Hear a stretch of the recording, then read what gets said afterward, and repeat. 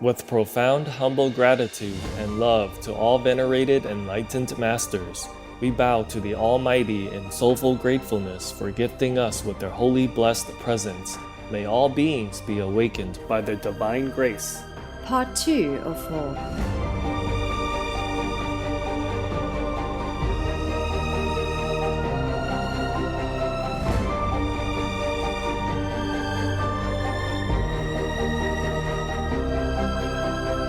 Etc. Our programs offer many languages. Please visit suprememastertv.com/schedule and suprememastertv.com/BMD. Acara kami menyediakan banyak bahasa. Silakan lihat suprememastertv.com/schedule dan suprememastertv.com/BMD. The most powerful daily prayer for any time and before meditation, which is the order from God, and Supreme Master Ching shares with us by His blessed grace. We humbly worship, praise, thank, obey, and love God Almighty, the Most High, the greatest, for world vegan, world peace, and our soul liberation. We thank, love, praise the only Son of God, who is the ultimate Master for our salvation. We follow the teaching of all the saints and sages. We thank, love, and praise them, who are the representatives of God for our spiritual elevation.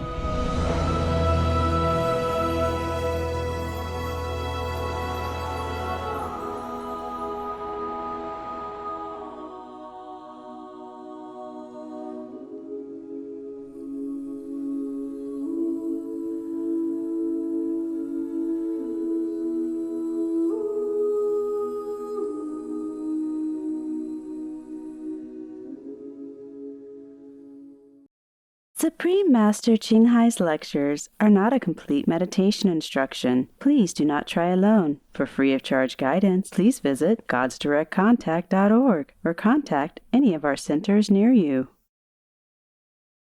Người như là dấu chia bay vút trăm miền, ta như là sương khuya tan vào đêm quên, tan vào đêm quên. Hello guys.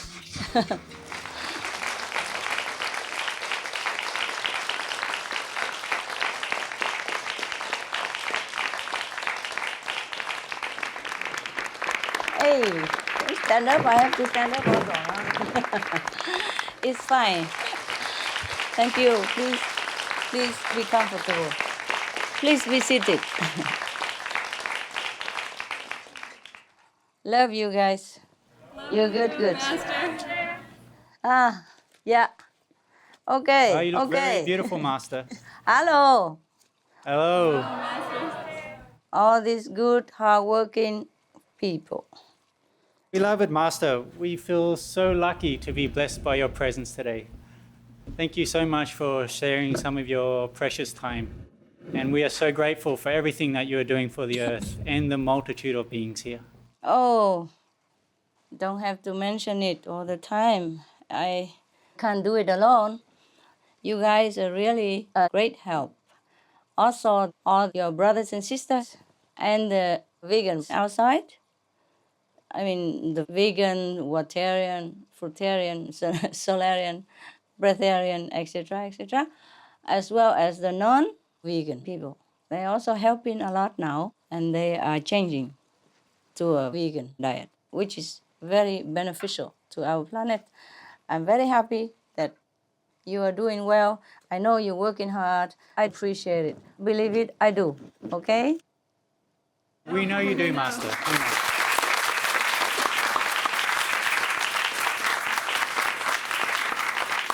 All these beautiful, exquisite people. My God.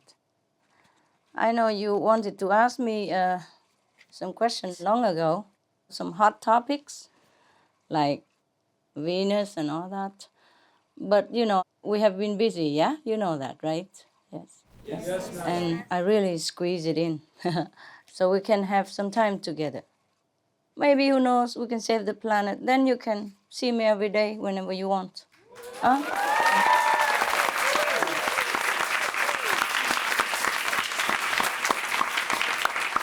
Yeah. Okay. Tell me. Yeah. We are discussing stuff, right? Yes, Master, yes. Right. We have lots of questions for you. Yeah, please. Go ahead. I am listening. Hi, Master. I have the first question. Yeah. Scientists reported that billions of years ago, Venus could have had oceans like Earth, but they dried up partly because Venus was so close to the sun. Still, the presence of water could have mean that there was physical life there, and scientists believe today that there was microbial life. Was Venus ever like Earth, sustaining life? Yes, it was. Yes. It was once a beautiful planet. And now it's no more. There's no life up there at all. I mean, not life as we know of, yeah? It's a pity, no? The beings that were there before, did they look like us?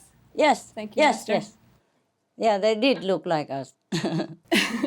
So how does it happen that Mars, Earth, and Venus were all inhabited by humanoid-looking beings like us? Did we have similar ancestors? Thank you, Master. Yes, we have only one ancestor. That is God, huh? Yes. But some are fallen angels. Now, the reason they look similar to us is because we had similar merit. Mars, Venus, and some other planets in our galaxy. In our galaxy only, yeah? Don't ask so too far away, then I will never get out of Samadhi. Your question is simple, but I have to check, okay? It takes some time. And also, we have been physically busy for the planetary survival. So I had to sacrifice your request and put it back, up to today. And I tried very hard to get it in today. Yes? Okay? Yeah. Thank you, Master. Yes. Tell me, what else? I have the next question, Master. Mars is known today as the red planet and Venus is boiling hot. Did Venus ever have a landscape similar to Earth with thriving life and green hills, blue seas, or did it have a different landscape? Yes, they have similar. Our neighboring planets, like Venus, Mars, had similar landscapes. Some are more strikingly exquisite, more beautiful. Perhaps if we have time a little later on or it comes up in your questions, I will tell you. Okay? Yes. Okay. Yeah, next one. Hi, Master. Hi. How technologically advanced were the Venusians before the mass destruction? Very advanced. Much more than us. Sadly, only technology advancement. Yeah, not much else. And that's why. You see, they had been a little bit too materialistic, huh? They had been very proud of their own achievements and paid very little attention to the divine nature of the inner kingdom. They were too proud. They had too many advantages from technology, and they thought they were gods. Yes? They thought they could do anything they wanted. In fact, almost physically. Let me see if I have anything there for you. Yeah, okay. Yeah, go ahead, and then maybe I can tell you some other things. Was Sorry, there an enlightened master on Venus before the time of the destruction? Oh, was there any enlightened master? There have been, but they destroyed him immediately. You see, I told you they have been too proud of their material achievements and too arrogant to listen to anyone who talks about something abstract like God or something like the value of the inner kingdom or moral standards, etc. Therefore, none of the masters survived. And later, no more master was sent there, of course. Just a few in the beginning, and they terminated them almost immediately. Master, how many people practiced spiritually at the time? None, baby, none. Yes. Sorry about that. This Venus, only, yeah? Any more questions? That's it. Thank you, Master. You are welcome. Hello, Master. Master, did the Venus inhabitants have a solution like being vegan before the mass extinction? No. They knew nothing about vegan, about compassion, about the interconnectedness between lives. And that's why they faced such a terrible end. Worse than Mars. And what kind of disaster occurred on Venus? Explosive and poisonous gases from livestock, and that in turn triggered other gases, from all sides. And then they just exploded. Within a few weeks, like 8 or 9 weeks, everything was completely destroyed, and they all were annihilated because of the big explosion from under the earth, from like a volcanic type, and gas from the ocean, and of course from the animal people. They all together exploded the whole planet. The whole population died because of explosive and poisonous gases. Thank you, Master. Oh, you are welcome. It's sad. Hi, Master. Hi. There seems to be many planets that have undergone this planet-threatening crisis that Earth is going through due to the eating habits of its inhabitants. Why is meat eating such a hindrance to planetary consciousness? Only those planets that have inhabitants with low levels of consciousness have been destroyed or ruined. Not the high-level one. Okay. Of course, there are countless of them. Very sorry to say. Maybe I have it here somewhere. Around 5 billion planets have been destroyed or had similar fate as Venus or Mars. Yes. Oh, thank you. Okay, next question. We still have a lot of time. Yeah. Go on. Did Maya instigate this same test over all planets? With meat-eating habit and the destruction of the planet? Yes. That's Maya work, of course. The king of the devils. The chief of the negative force. They want to destroy the children of God. And if people are not listening to the divine intuition and our spiritual guidance, then of course they fall into this trap. Surprisingly, so easy to fall. Yeah. I understand. Thank you, Master. You're welcome. And were you ever on Venus? No. But I have been on other Venuses. Yeah, not that Venus. Yeah. There were 4 Venuses in our galaxy. They are so named because they are similar. Similar in size, similar landscape, similar beauty. They call them Venus. Yeah, okay? Yes. And 2 of them were destroyed. One is destroyed. And we still see it now, with the hot gases all over on the planet, and all the life is terminated. There was another Venus, also destroyed, completely exploded, completely gone to dust in a sudden moment. You understand me? Yeah? Yes. And now we still have 2 more Venuses, which are very beautiful, much more advanced in technology than our planet. And luckily, on that Venus, the population up there, only 1/4 of them are eating meat, and also very sparsome. And the rest, 3/4, they're all vegetarian or vegan. That's great.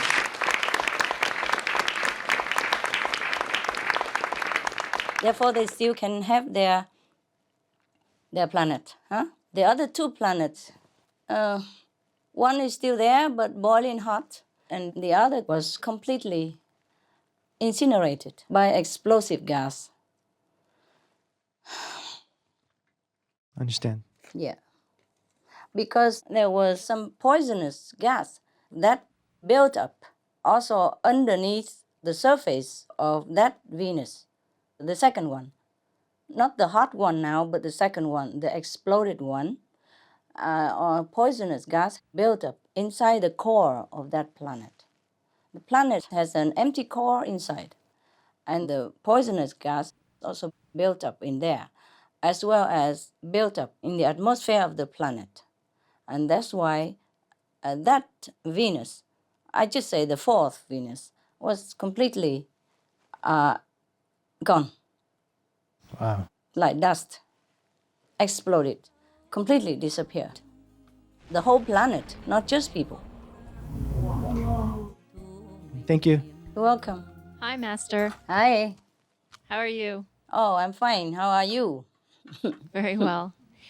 When did the destruction of Venus happen? That was billions of years ago, long, long before Mars. Therefore, no Venus person was there for me to contact. That's why it took a longer time for me also to get all the answers for you. You see, the answers come not from Venus. All the answers that you get right now did not come from Venus itself, did not come from this hot planet. And of course less from the disappeared other Venus, Venus 4, I would call it. In my vision, it's just number 4. And the one we're asking now is number 1, huh? And then the others 2, 3. Yeah, all right. And the first one and the last one were in trouble. So for these answers, I had to ask Mars people. The Mars elderly helped me to get some answers. And then the other more profound answers came not from Mars even, because Mars people cannot tell everything. So some of the questions were answered by Mars elderly. But most of the answers I told you, even for the disappear Venus and all that, came from another source of information. Namely, we have to thank the God of Galaxy Record Library. Wow. He keeps all these records.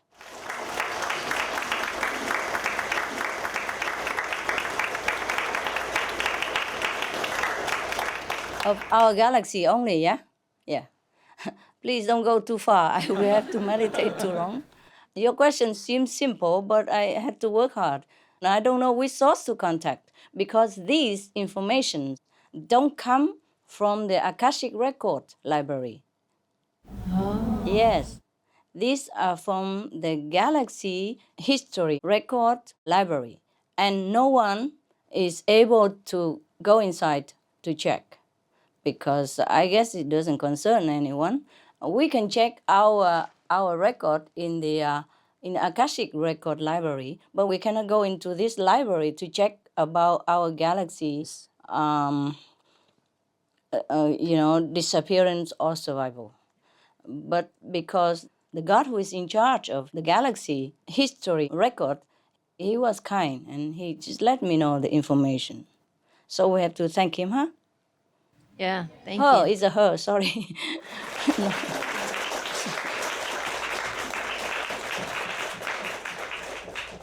It's a beautiful goddess, very kind, gentle, helpful. I also did not know this before, huh? Yes. Thanks to your question and your earnest insight request that I was able to contact this goddess. Otherwise, I did not even think about that. You see what I mean? Yes? I did not think about that. No one can go in there. Huh? But she gave me information. That's just enough for us. How much time did they have? Did they take any actions, or was it already too late? Well, I think you answered this question, but were there not enough people like Mars to spread the word that it was important to be veg? No, there wasn't. They didn't have time at all. Within a few weeks' time, the whole planet was destroyed because of the poisonous gases, yes, from animal, people, livestock. Of course, this trigger other gases, yeah, from the ocean. The warm ocean, as you know, is similar to our planetary problem right now. It happened too fast for them, and they did not really have time. They did not really care about this vegan diet. They did not really go into any spiritual dimension. Mars was a little better, but this one, no. In this Venus, the hot Venus, even the core of the planet was also full of hot and poisonous gas, so no life can exist. Maybe those microscopic life, but it's useless for us or for any human to dwell there, if you could even get there. The size of the disintegrated Venus was similar to Mars.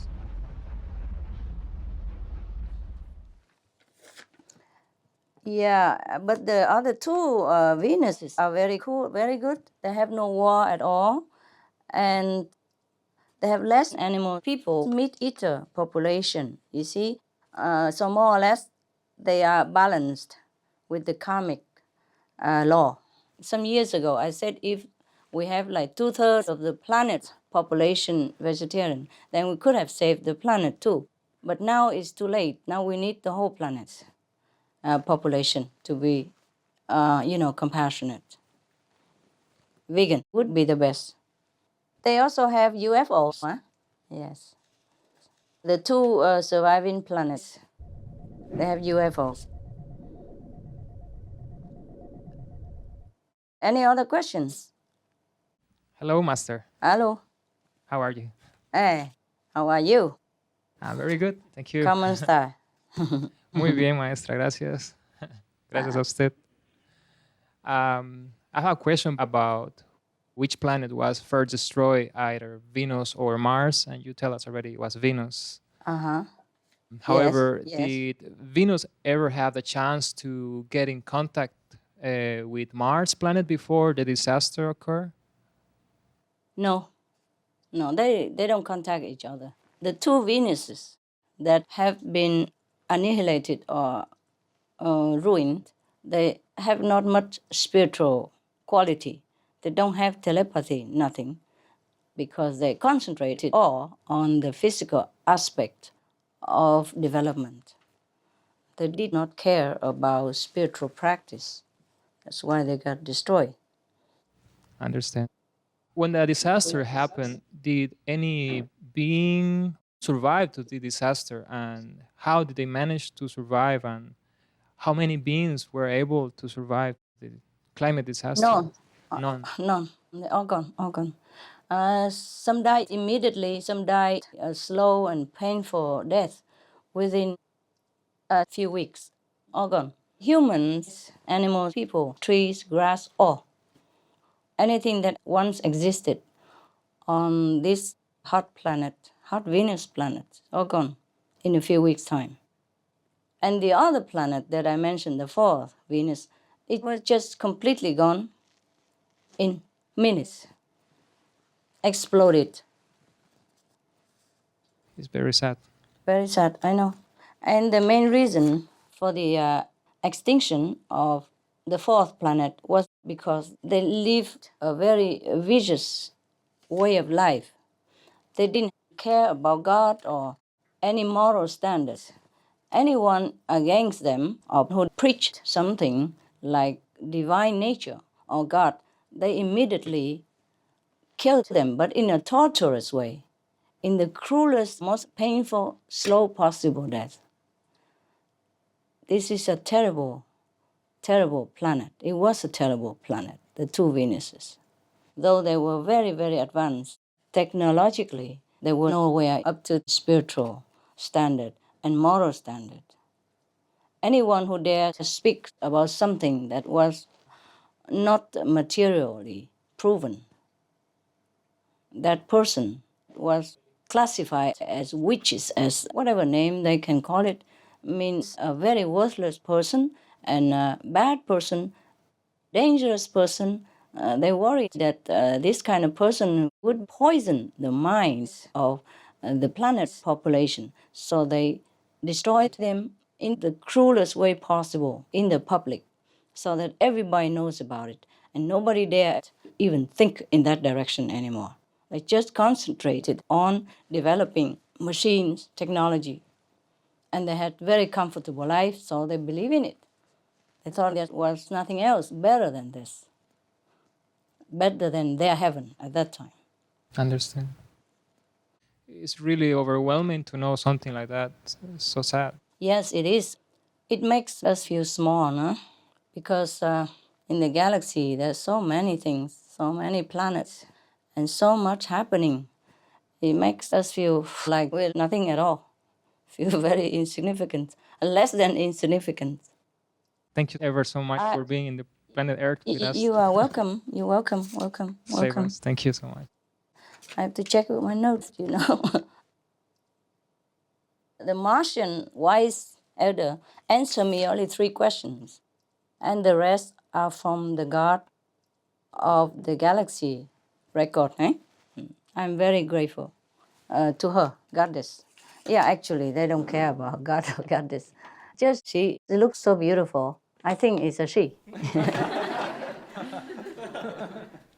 At least the 2 remaining Venuses, they worship God, yes? But they have only one religion. Makes life simple. They all worship God. And the one religion, that is Almighty God, yes. So there is no fighting about religious differences, never. At least like that, they're more balanced, yeah? And they have 3/4 of the population of vegetarian, so there we are, you know. Any more questions? Hi, Master. It's a great honor to have you with us today. I'm very happy and very, very grateful. I have 2 questions. Did the people who failed to save Venus have to reincarnate into another planet to make up for their mistake? For instance, as Earthlings in this era facing global warming. First, let me check if I have any of that information somewhere. Okay, thank you, Master. Welcome. Just 1 second.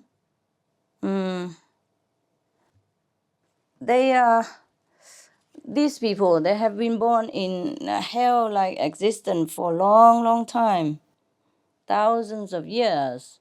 And then later, after that, they were allowed to be born as humanoids again, but in some very, very frightening planetary existence, where they have to live in constant fear, sorrow, and inner anguish.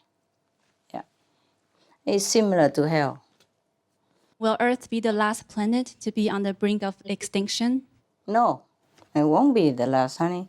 As long as we still have cruelty and immoral conduct, especially cruelty, especially killing action between each other or to a weaker beings like animal people. If any planet harbor or practices such a lifestyle, they will also have to face the threat of extinction, like what we are doing right now. I hope all the planet will awaken soon to be on the right lifestyle. Yes, you hope.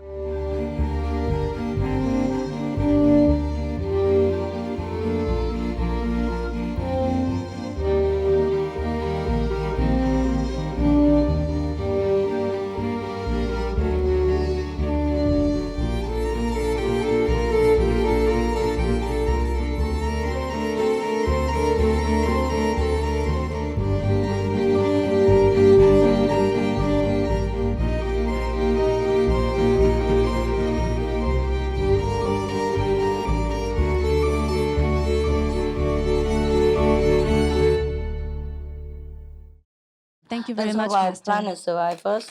Yeah? And then, after that, everyone will be astonished by what kind of inventions we will come to be able to experience.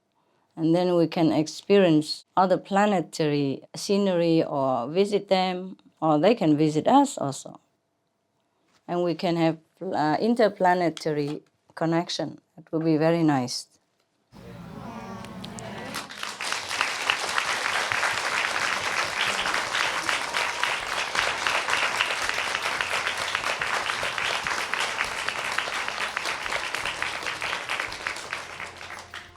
Thank you, Master. Hello, Master. Can you hear me? Sure. Can hear you. Go ahead. I have two questions. How are you? I'm very fine. Thank you very much. How are you? Good, good. What is your question, love?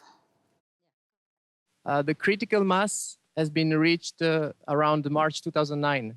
How are we doing right now with the veg population in the world?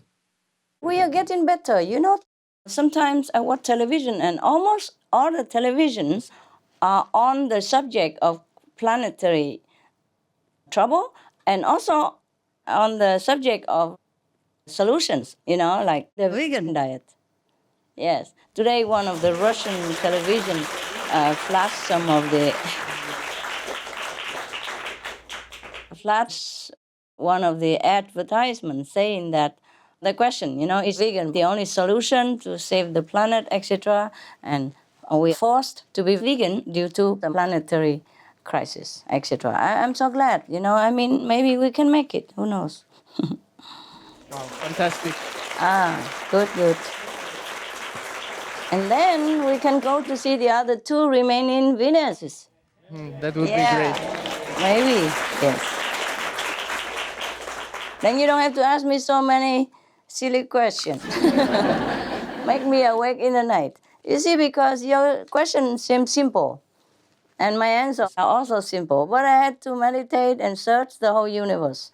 And I had to write down whatever I could condense or translate into human language. And I have to write in a darkness, you know, with a small flashlight, because I don't want to break my concentration and connection, you see? And I write in a small corner of my cave with a small flashlight. And sometimes it's not always very pleasant for the eyes. Because sometimes when I get it, I cannot try to get my eyeglasses or anything like that. I have to do it quickly. Sometimes I scribble around. I couldn't even read my own writing sometimes. Okay. Thank you very much. Another question. How many vegans are still needed to save the planet? I told you already, the whole planet should be. The whole planet. I don't know if they can be completely vegan, all of them, but at least vegetarian. Meaning, suppose they have some cows as their pets, you know? And the cows, you know, sometimes give extra milk. Then, of course, they're allowed to take it. But I am afraid saying that there might be a loophole, you know? They will say, okay, we will have like 100,000 cows as pets. You know, then we go back to zero. Humans, they can always argue. I am just hoping that all the people become honest and truly want to save their own lives as well as the lives of their children. I asked all the gods, all the angels, all the divine intelligence to come down on this planet and help us to awaken humankind, because time is pressing and we don't have enough manpower. Honestly, it's like that. Because our group is very small, so I pray day and night, asking them to materialize themselves, use their power to influence people, to reason with people, wake them up, so they will be vegan quick. And of course, they are helping us, yes? We have to thank them as well, yes. The gods and goddesses and the angels, they materialize themselves for a short period of time on earth, talking with someone or helping them to awaken. I do hope that with divine intervention, we might be able to save the planet, because it takes too long for my liking. Hi, Master. Hi. Wow, it's just so much blessing we have. My first question is, are most physical planets vegetarian? Oh, plenty, of course. Yes. Oh, wow. Yeah, as many as non-vegan planets. There are also as many vegan planets. It's countless. In our galaxy alone, there are countless already. Yes, and these vegan society planets, they are more advanced than us. Yes, they even have a traveling belt. You know, you just wear a belt on your waist like this, huh? Yes, and then when you want to go somewhere, just push a button. Wow. Yeah. That's really cool. Yeah, very cool. Push a button and you just fly, you know? Yes. Wow. Thank you so much. That is just one of the so-called inventions of their planet. There's much more that we could never dream of. But we will have it. We will have all that and more if our planetary population becomes more compassionate, more calm, you see, and more developed inside through calmness, through meditation, through the vegan diet, through compassion. Yes. You know, people do research and they recommend, they say that meditation calms the mind, yeah, makes your heart open and more compassionate, more intelligent even. But the vegan diet will lead people there because there's not much calmness, not much result comes from meditation if we are not compassionate. Even if we could have more intelligence through meditation without the vegan diet, then we don't have enough compassion, you see? Then we will use our power in a very destructive way. It won't be any good. We probably just earn some merit, physical merit, like those on the first and the fourth Venus planet, who probably had some merit from the past life through meditation or through some contemplation, but without developing a compassionate side to balance it. Therefore, they were reborn on Venus with all the merit they had, all the intelligence that they got, but lacking compassion. They kill anyone who talk about compassion, who talk about God, who talk about moral standards, a prolonged and painful death. Therefore, they could not survive. I can't wait for the day when everybody is just happy and they never have to wake up to fear another day of sadness. I know. Me neither. Sometimes I thought I could not even bear one more second, not to talk about another day. But we just have to be patient and pray. You guys, all the people have to pray for divine intervention. Pray to all the gods and goddesses. Pray to all the merciful angels that they come down and materialize themselves somehow, because they can. They can. They cannot stay forever, of course, nor do they want to stay forever. But I told you already in some other time that the gods and goddesses from different higher levels can come down to earth and manifest themselves for a certain period of time. It depends on from where they come and for what purposes. So I have requested them, I have prayed to all of them, please come down and help us. We really need you all right now. And I do hope that it works, because they did come down. So don't be surprised if in the supermarket you bump into some nice looking boy and look like you could fall in love with him or something. Please don't. He might disappear in 1 or 2 weeks and leave you heartbroken. Yeah. Thank you so much, Master. Thank you. You're welcome, honey.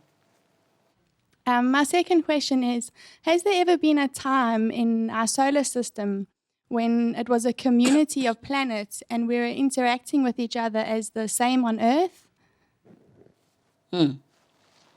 Oh, yes, of course. Yes. That was long time ago. Long time ago. We had interplanetary connections and all that. Then what made it stop? What Yes. was the change that made it not happen anymore? Well, we degraded ourselves into materialism, greed, cruelty, and ignorance, forgetful of our divine nature, and just plunging into material death. The more we go down, the more we go down. And so that's why we arrive at what we are right now. And I do hope people truly wake up on time. Otherwise, that's it. That's that.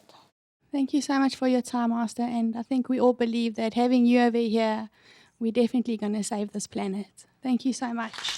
Oh, thank you.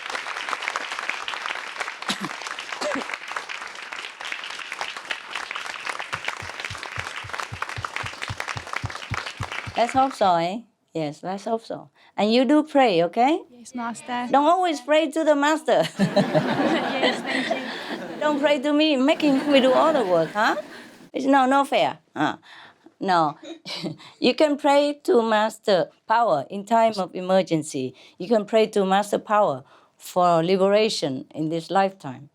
But for our planetary problem, we have to pray to all the divine power up there, everywhere, around us, above us, under us, if you will. We have also divine people with power who live under us as well, under the earth's crust, yes, deeper in the middle of the earth or a little deeper under the crust of the earth. We have to pray to all these divine beings, yes? Yes, Master. To help us in some way, because we are in a physical dimension. So we have to pray to them, request them, invite them to come into our planetary physical existence. And no matter how short the time they can come and then they leave and then they come back and leave. It's like visa expired. And please come back again, We always be glad to extend the visa infinitely. But the thing is, it's not all of them like to come down. I have to beg and pray and request. And we don't blame them, do we? Who like to come down here, especially when the house is on fire, huh? But we need them. So do pray with me, okay? Yes, Master. Yes. We need another 60%, more or less 60% vegan population, eh? We have about 40-something now. Okay, that is feel very reachable, right? Yeah. Any more questions, Loving? Yeah, hello, Master. Hello. I have a question about the swine flu that is spreading on planet Earth right now. I would like to know that are those planets who were destroyed in the past, like Venus or Mars, have they been experiencing such pandemics like swine flu? Oh, yes, and more, yes. And swine flu is nothing yet, baby. We will experience worse than that if we don't change our way of life. If we don't turn around and walk in the opposite direction, then we are heading toward destruction of all kinds. You see, planetary warming, yes, methane gas from all sides now, not just from livestock, but because of the livestock, it triggers methane gas from all sides, from the riverbed, from the permafrost, from the bed of the ocean, from the mountains, from the dying forests, and even living forests, alive forests. If the atmosphere is too hot, the forests also cannot absorb CO2. And they could even release CO2 themselves as well. So we are surrounded by trouble. There's only one escape route that I have told you already. I wish there are several. It's only one. Be veg. That's the path to go. Then maybe we still can have time. Yeah. Okay, thank you, Master. You're welcome. I have another question. Oh, please do. Is there a certain quality that determines which planet a soul can incarnate to? Yes. Yes. There are standards for humans and animals and all beings alike that we have to adhere to or live up to in order to be reborn in a more favorable planet or worse planet or maybe hellish existence, which is only suffering. Our planet is a half and half, see? We have sometimes suffering, sometimes happiness. Some parts are very, very heavy burdened with bad karmic retribution. The people suffer too much. In some places, people are okay. But okay for how long? You see, that is another question. Some people are okay for now, but if they overspend their past life merit and do not build up more present for the future good merit, then they will not be okay after a while or after this lifetime. Thank you very much. And I like your dress very much too. Ah, merci. Thank you. Because you are French. French people, they love fashion. Yeah. Hi, Master. Hi. I have some questions about the sun and the moon. But before I ask that, you mentioned something very interesting about the two Venuses. Yes. And I was just wondering, you said that you were there, so was it through your presence and guidance and grace that they were able to survive? Ah, you asked me to praise myself something? I'm very shy about that. Even when people praise me, I am all blushing already. You ask me about this stuff. Well, think about it for yourself, okay? I'm only happy to serve anywhere. Yes. Was Master doing the same thing over there as you are doing right now? I'm doing this job life after life. It's just like a lifer, like I can't quit. Wherever I go, I'm assigned a similar job. Some places are more pleasant because people are less obstructive, less karmically burdened. Some places are very heavily burdened. If it's too heavy, then I won't be sent there. I am not allowed to go there. Not allowed, not like I don't have the power to go there. It's just the bad karmic buildup from the people. We cannot do much. We have to respect the karmic law of the universe as well. For example, in hell, you cannot go there and preach to people. Why? They're suffering too much. They won't listen at all. And they could not even pray down there. They don't think of praying. You understand me? Yes? Yes, Master. Imagine, sometimes when you're in very deep sorrow, like just heartbroken or something, you could not even think straight. You sit in front of TV, but you don't watch anything. You open a newspaper, so you don't see what's printed there, etc., etc. Similarly, if a planet has such a dense atmosphere and a very low spiritual consciousness, then even if any master goes there, it will not do much good. You see what I mean? Yes, Master. Not like heaven is not merciful and does not send master anywhere where suffering needed and all that. It's not like that. But they won't listen. It will be no use. On the contrary, they might even torture, kill the master, like some of us humans did long time ago with masters like Jesus or Prophet Muhammad, peace be upon him. They chased him all over and persecuted him and his followers, etc., etc. Because at that time, maybe our planet, some population, had still been not elevated enough. Yeah. So if a planet has so much dense consciousness, then a master won't go there. Thank you, Master. You're welcome.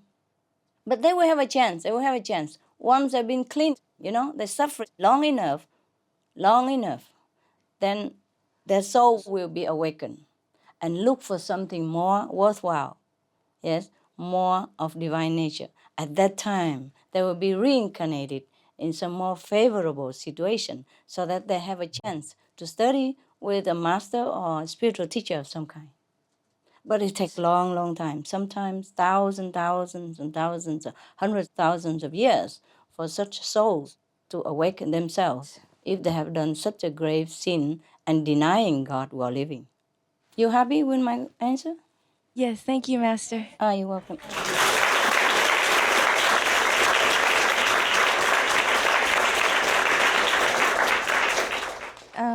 Is there anything else you wanted to share with us about those two Venuses? Oh, they're beautiful. They're very exquisite. Lustful, yeah, beautiful. And the temperature is just always nice. It makes you healthy, happy. Very little quarrels between each other, yes. And even the 1/4 of the people who eat meat up there, they know they're wrong. Even they eat meat, but they repent all the time. And they're trying to minimize all the time, as much as they can. So the atmosphere is very conducive to a comfortable living, yes. They have all necessities, technology and transportation, like email and stuff, or our email and internet systems here are just kindergarten compared to theirs. And they have UFO, of course, ne? Thank you, Master. Are you welcome? Any more questions? Could you please tell us more about life and the beings on our sun and moon? Oh. Sun and moon, there are no beings on the moon. Even if you go there, they are only spiritual beings. And the moon itself is a spiritual great being. Same with the sun. The sun is a great spiritual being who manifests himself to help our planet, to nourish all beings on our earth. So we always have to thank the sun. In the ancient times, people worship the sun god for that reason as well. He is beautiful, beautiful inside. He loves us all the time, no discriminating, always love, love, love. And whenever you look up at the sun, you feel only love, love, love. And if you have time to sit in the sun, sometimes you feel happier, no? Yes. Yes, Master. Okay. That's why in summer, people feel very happy, happier than in winter, because it's due to the plentiful sunshine. Yeah, plenty of sunshine. And it's not because the sun doesn't love us in winter. It's just that the absence of his presence makes us forget the happiness within us. You see what I mean? Yes. Yes, Master. But if we are smart and if we concentrate enough, then we think of the sunlight. That also be sufficient. Even though the sun doesn't appear, the sun is hidden behind the clouds, but you must have a presence of mind enough to know that there's a light of sun all over the planet, even at winter time. Then you're also connected with the sun. Then you feel also loved. Maybe less reminded, like in summer, less warm, but it's not always the case. Yes, if we remember the sun, we'll be happy. The sun is a 5th level being, huh? From the 5th level, yes. Wow. The moon beings are spiritual beings, so would they be able to travel here on Earth to see us? Yeah, or if they want to. Yeah. Oh. The sun have also beings in it, huh? But not physical beings. The beings in the sun also help the great being of the sun to protect our planet, to help all things to grow, and to send us happiness. All they do is just send us bliss and happiness and love. They exist just for that. Yes. And the moon beings, they are also beautiful. They also love us very much. I've seen the moon smile at me many times, and I even have a witness, and he's still alive. The witness is still alive. Oh, truly, the moon smiled at me, so many times, and a long time, not just a few seconds or a few minutes. Yeah. She smiled as long as I sat there. And my attendant saw it too. And we were just sitting there and looking at the moon and feeling so happy, yes. But When I say look at the sun and be happy, please don't try to do it at midday or something, okay, huh? If you have to sit at midday, please sit in the shade, okay? Especially summer, because maybe your skin is not accustomed to such a heat, huh? Yes, Master. Yes, we do have to feel humble. We do. Look, the little tree has little leaves. He stays in the sun all day, the whole hot summer. It never gets burnt. You see? The olive trees, the leaves are so tiny, like my little finger here, never get sunburned. And we, the big guy and, smart, intelligent humans and this and that, I sit in the sun just a few minutes. Oh, I'm burnt. Oh, sun cream, quick. All over, the body and still feel burnt. Yeah, we should feel humble a little bit, no? Yes, Master. Yes. What do they think about our current situation with climate change? The sun and the moon beings? What do you think they think, huh? No? You can answer this question, no? I don't have to always answer everything. You think about that question, okay? Like a koan for you. All right. Any more questions? Yes, Master. Are there any messages from them? Be veg, go green. How about that? Thank you, Master.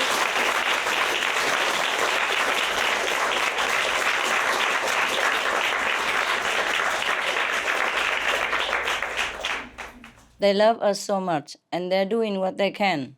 Their job is to make us happy, okay? Their job is not to worry about our planetary crisis. Because as soon as they start to worry, they won't be happy anymore. And they will not radiate this happiness to us. They're doing their job perfectly already. We always have to be thankful to the sun and the moon and the stars. They're all great beings, all great beings. They're there to make us happy. Wow, thank you. And remind us of the glories of heaven. Glorious heaven. Yeah, shining, beautiful heaven. Thank you, Master. Welcome, love. Hi, Master. Hi.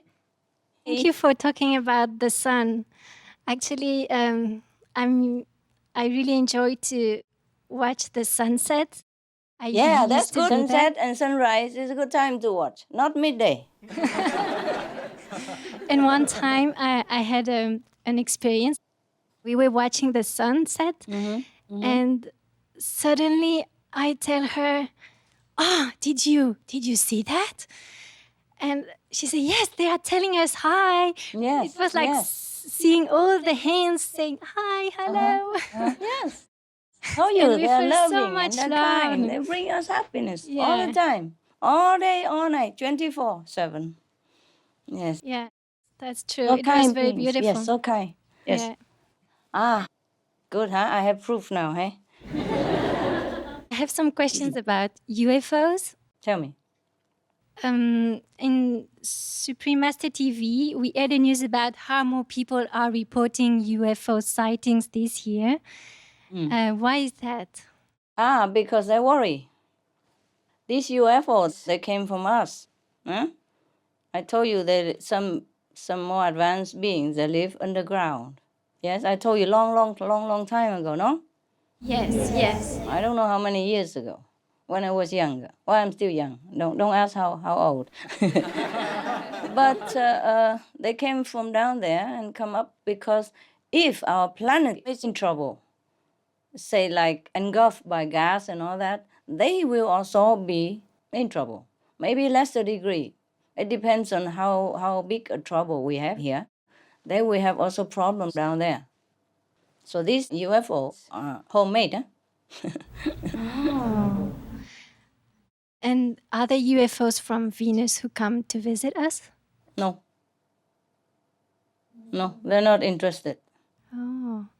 Are there Yeah. many UFOs from the people on the ground? Do they have a message for us? Oh, they do.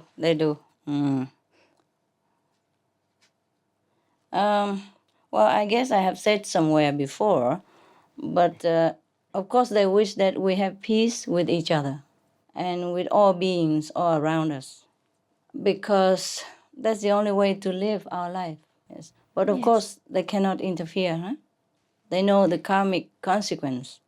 They know the karmic pattern that whatever we have done, we will have to pay for it, good or bad. So they will only stand by and watch. Yeah? Yes. All right. Any Thank more you so questions? Are much. you happy with my answer? by the Yes, way? I am. Thank you so much, Master. And you always more beautiful. You are beautiful. And you guys get more, like well kept and full. Yeah, and happier. Yes. Yes, we are very Yes. happy, Master. Thank you so Yeah, I'm much. glad you're happy there. All of you are good. Try so hard to work. Please, we try a few more years, okay? Yes, Master. And see how it goes, okay?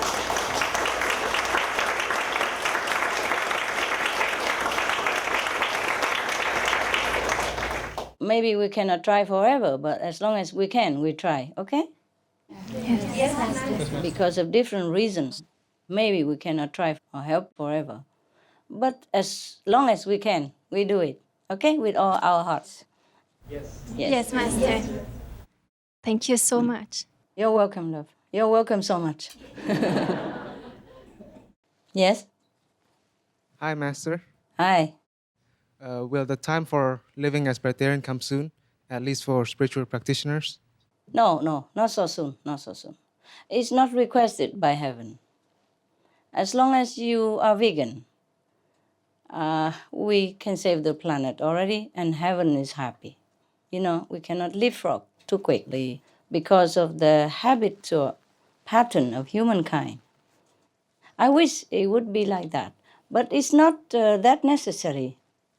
It would be better, of course, if all became breatharian.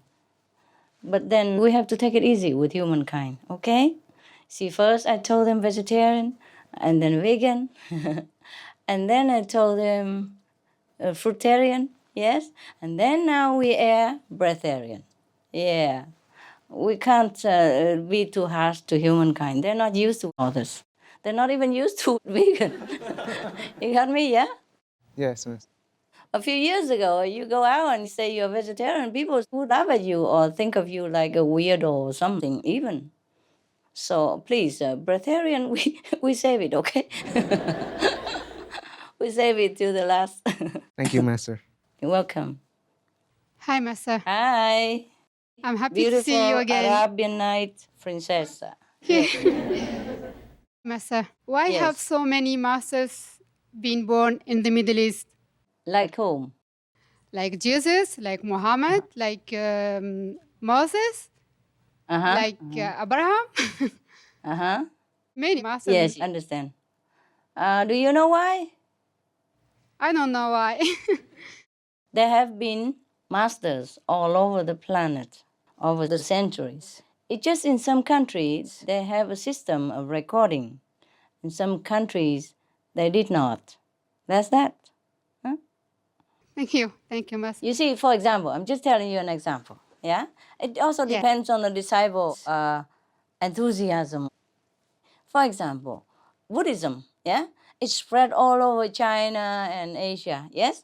Yes. Because the Buddhist disciples at that time spread out and recorded his teaching. They had a good record machine, namely called Reverend Ananda at that time. Yes, that's a big computer that the Buddha had.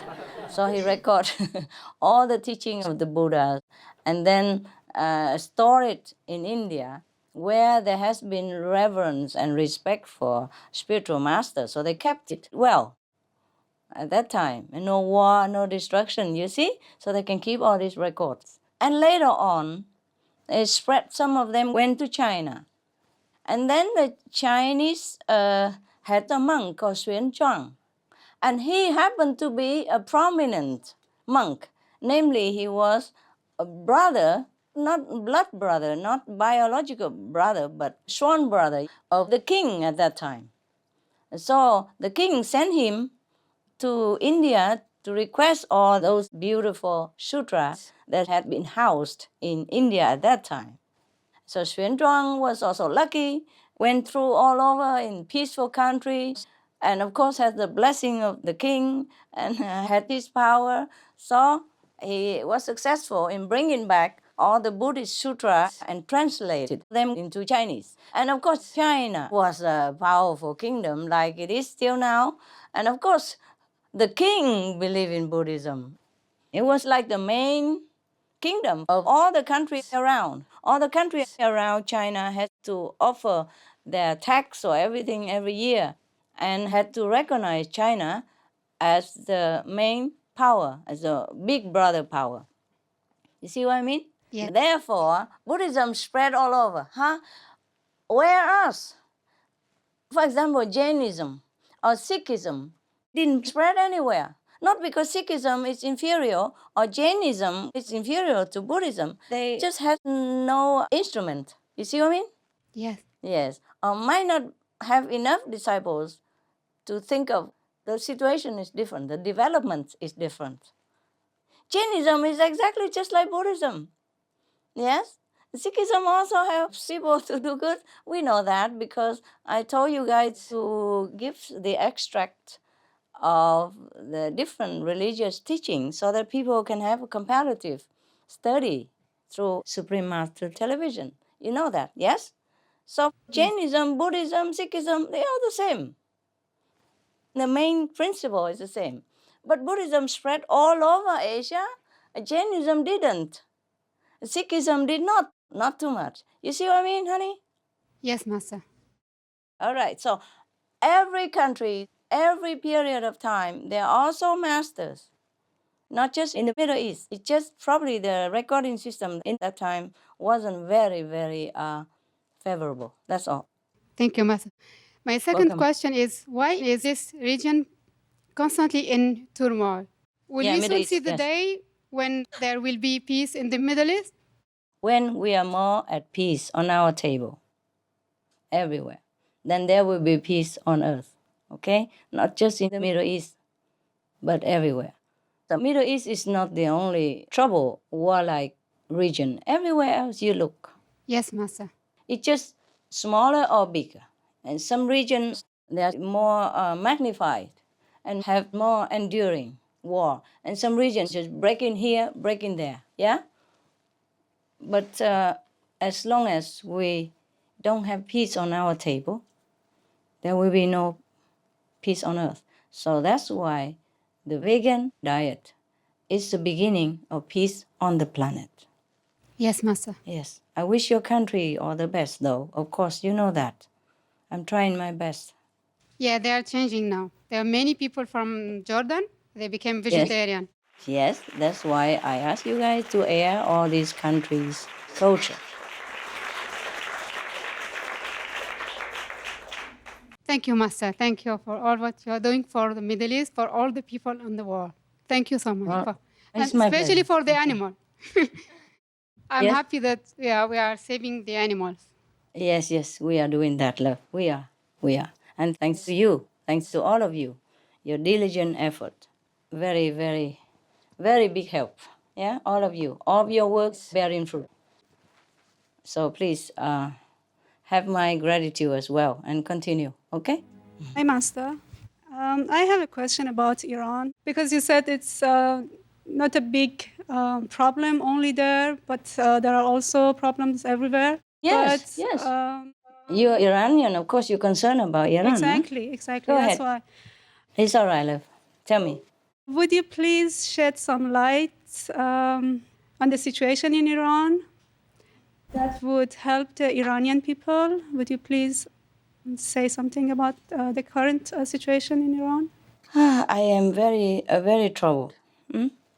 I'm very, very sad about some unpeaceful developments over there.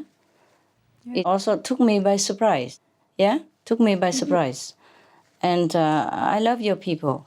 I think you can feel that. Yes, and they Yes. love you very Yes. much. Not just your people, but of course I love people who are in more trouble. Yes, and it makes me toss and turn a lot. I pray for your country, but I want your people to have more peace within themselves and more trust in Allah. Yes, everything is temporary. Even the worst situation is temporary. The more we struggle, the worse it gets. And it results in more suffering and bloodshed and division between your people. Just let it be in God's hands. If we want to change the outside situation, the best thing is to change from inside. Yes? Yes. We have to have peace within ourselves first. We have to have peace with other beings on the planet. And then peace will be in our home and in our country. Now, we all have to regulate what we owe to society in the karmic pattern. Overall, I think Iran is a freer country than many other countries. Don't you say? You know why I know that? If you look at other countries, it could be worse. One thing, I told you already, the outside situation is a manifestation of our inner state of self. Yes. And the whole country's situation is a manifestation of the inner self of this group, of this national population. So the population as a whole shares the karmic connection. Yes? Mm-hmm. So even though sometimes we are innocent, we also are dragged into a bad karmic whirlpool of the collective mass. Now, I just think the Iranian people should have more patience. Whatever the situation, we should make the best of it.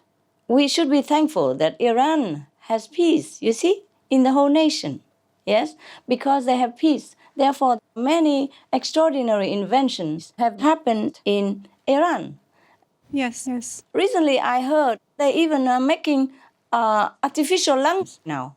I had not heard that before. Heart, we heard about it, but lungs is difficult. Now they are making it already in Iran. Many other extraordinary inventions came from Iran. And I'm very, very proud of your people. They're so smart, you know? And also they have peace within the country. So it's better we keep this peace first. You see what I mean? Yes. Like if a president has been voted more than the others, then let it be. Let it be. There's a song of the Beatles called Let It Be. Let it be. As long as the country has peace, at least we can build up something. I learned a lot about Iran. I think it's a freer country than many other countries. Many other countries would envy Iran. Because I've seen some Iranian disciples can come to see me. That's number one. That means the government is relaxing. You know, I don't know how relaxed, but, you know, some countries could not even go out. Yes, yes. I mean, before. And now I've seen some footage on TV, different TV. I saw Iranian girls, they wear jeans and they wear tight shirts and all that. And they don't have to cover their face all the time. And they go to college in jeans, they walk on the street in jeans. I don't mean jeans. They're beautiful more than what you wear. I don't mean that. But at least there's freedom of choice. And I saw on TV that Iranian girls nowadays go a lot to do their nose job or whatever, you know, plastic surgery, and not very expensive. And Iranian music is very modern, you know, popular and stuff. I just look here and there, and I think that your country is doing fine. I mean, one president is not to be blamed for everything. And even if you think this president has been voted in a doubtful manner, we have to give everything the benefit of the doubt, better than causing unrest and bloodshed. Yes. War of any kind is never a solution. War is never a solution, no matter what manner. Because sometimes you want to just voice your opinion peacefully, but some bad people come in and mess it up and make it more bloody for their own benefit. And in the end, only the poor, innocent people suffer. Yes, yes. Okay, so I would like your people to have more peace within themselves, more trust in Allah. In the Bible, it says, not even one hair falls down out of His will.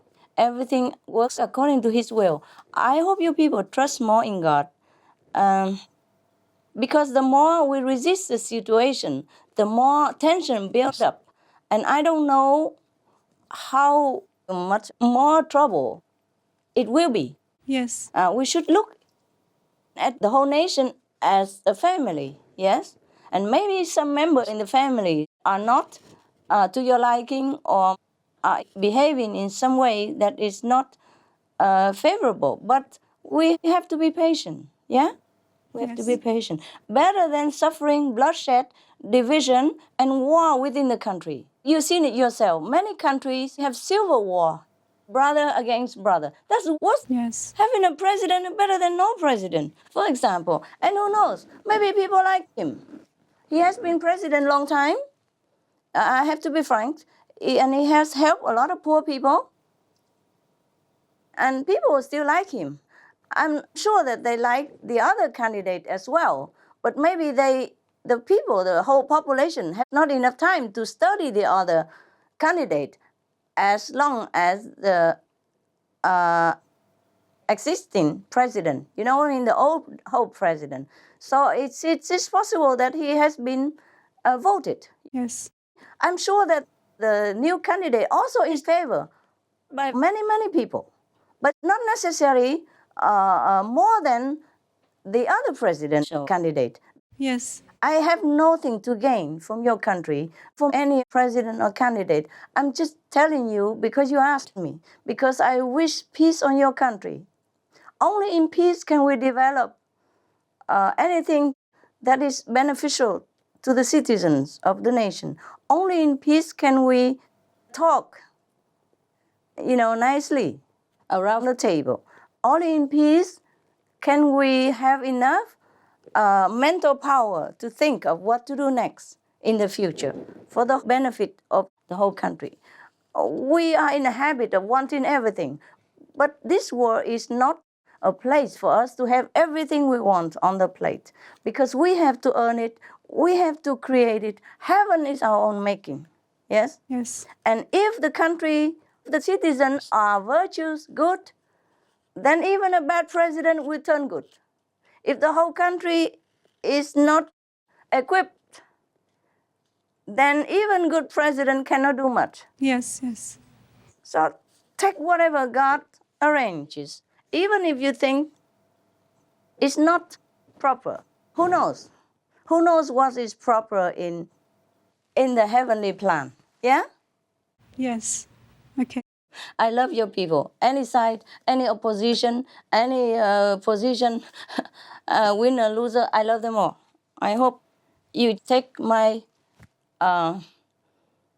opinion as just an humble opinion of an outsider, of a very objective outsider, yes, who has no interest to gain, nothing to lose, even in your country's affairs, yes? But I love your people, truly. God knows that. Now, you see, in your country, it's really very good, very good already. You know, for a strict Muslim country, many countries are more strict. I heard the people are being lashed all the time, or a lot of times, because of wearing jeans in public or wear trousers in public. In Iran, they run around with jeans, tight jeans. And nobody has been lashed. This is a very good sign already. I mean, of course we want more. We always want more. Everybody wants more in every country. But we have to take it easy, okay? Okay. We have to take it easy. And no matter what government, we have to fully support it. We have to fully support. Otherwise, we get nowhere. Struggling, fighting, we get nowhere. We never progress with war and fighting.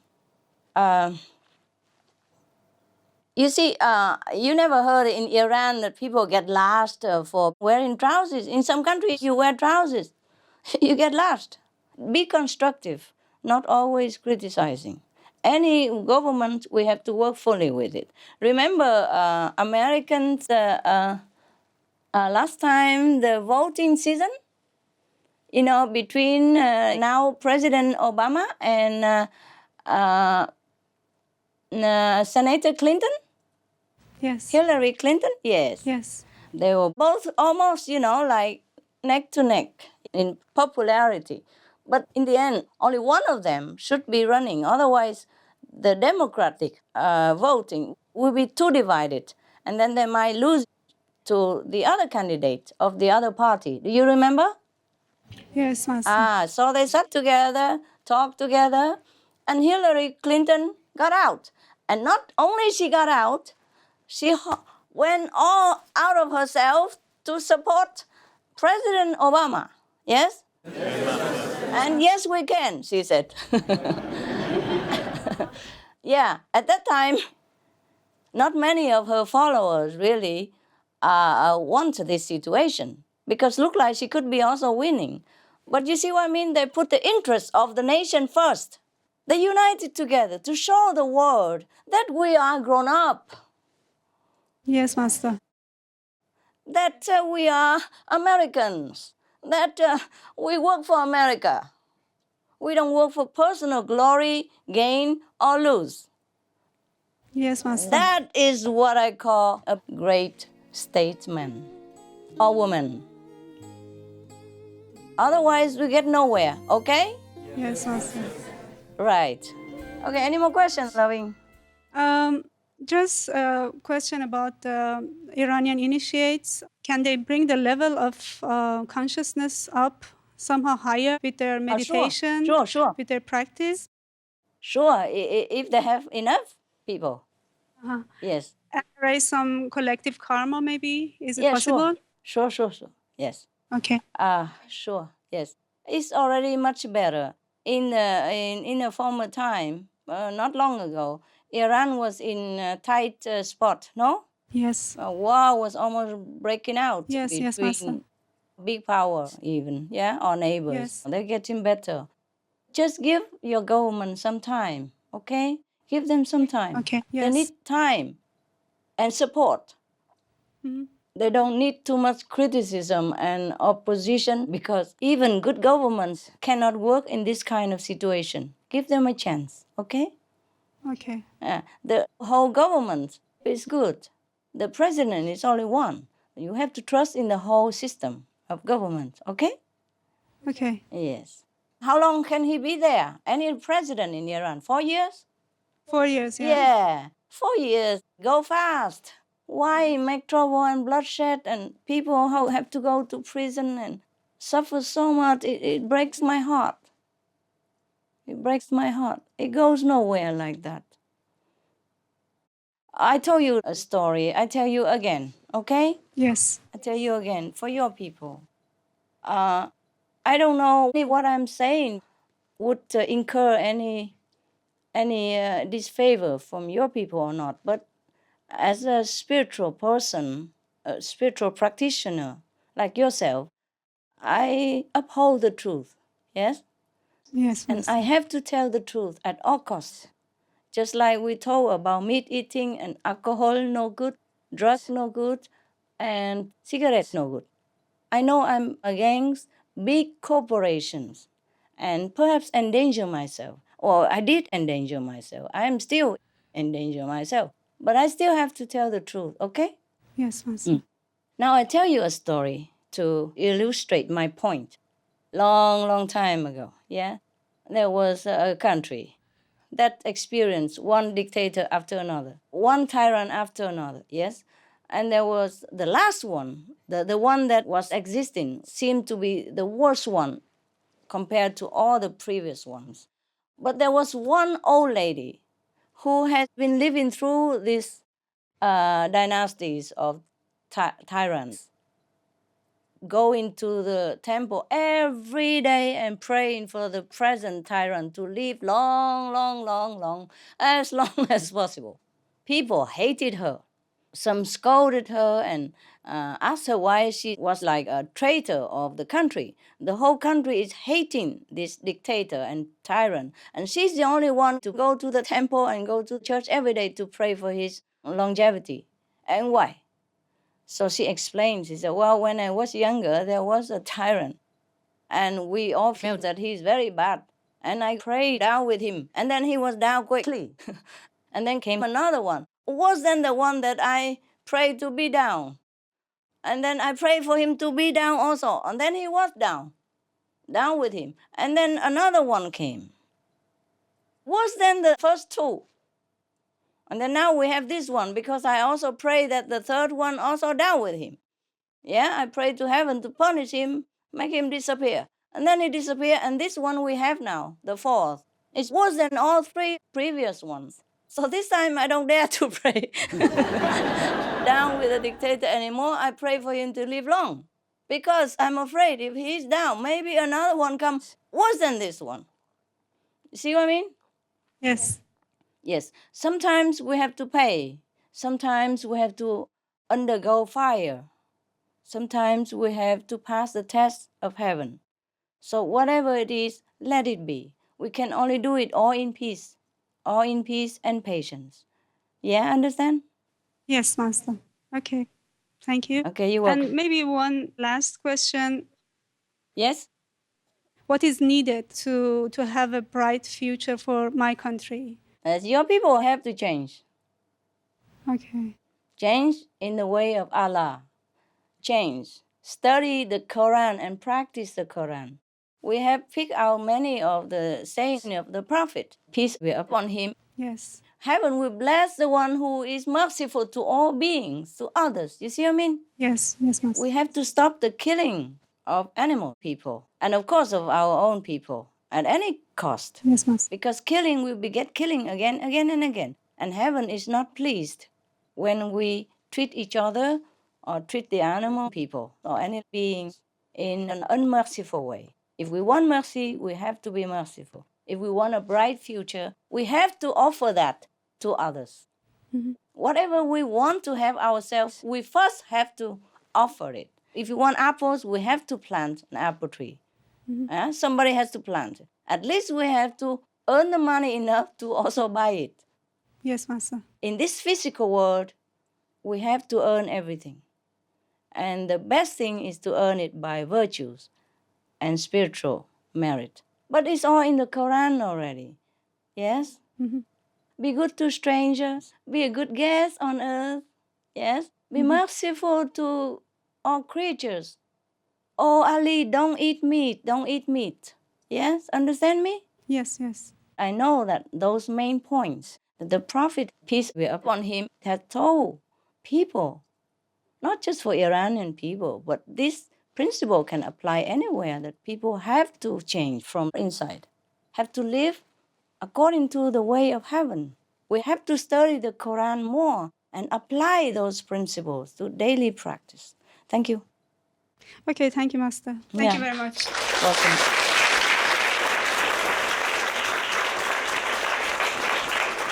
Hello, Master. Nice to Hello. see you. You look younger every day. Why? I don't know. I'm getting older, though. Your cheeks are stretched out and pink, and your wrinkles disappear. Yeah, I feel better. Yeah? Yes. Oh, good. Thank you. You look better also. Oh, thank you. You look much better. Thank you. Yeah, we sit here and praising each other all night, or what? The United States has quite often been seen as a leader in the world. Yes. You tell us how we have done well in our job there and how our leadership could do it even better. Yes, I really like it that the United States was, or still is, leading in the humanitarian field. Mm-hmm. Yes. Yes, I'm very pleased with that. And I wish that the Americans continue in this trend. And more humanitarian efforts, less and less war. Because only love can convert people. Only love can touch people's hearts. Unconditional love, brotherly help will touch people's hearts. Where do the terrorists come from? Where does the resistance come from? Because people are in want. And the more we frighten them, corner them, the more they resist. Yes. In Vietnam, we say, even the earthworm, if you step on him, his head would turn around against you. This means that even harmless people, sometimes if they are cornered, they will become more aggressive, more resistant. Yes. You see, in Korea, the Korean president, God bless him, he just went to heaven. he initiated the policy called Sunshine Policy. You know what that is? Yes. Yes. That's from a folk story. The more sun, the more the guy opens his shirt and keeps open, and if more cold, more wind, yes, then he contracts more within himself, yeah? Yes. And protect himself, cover himself, doesn't show himself, smile, or open himself up. So they're using the Sunshine Policy. And because of that policy, the two Koreas are getting better and better, more peaceful. You see, people can be reunited, families, all tears of happiness are flowing. And China is favorable everywhere now. Why? What they did in the past, I'm not saying, but Yes. recently, they don't go invade any country. They don't interfere in anything. They just bring help all the time. Yes. So you can check out how many countries now, so-called, belong to China. Independent, but belong to China. Yes. Why? Because they have received favor from China, whereas America is losing ground of favorable status in friendship.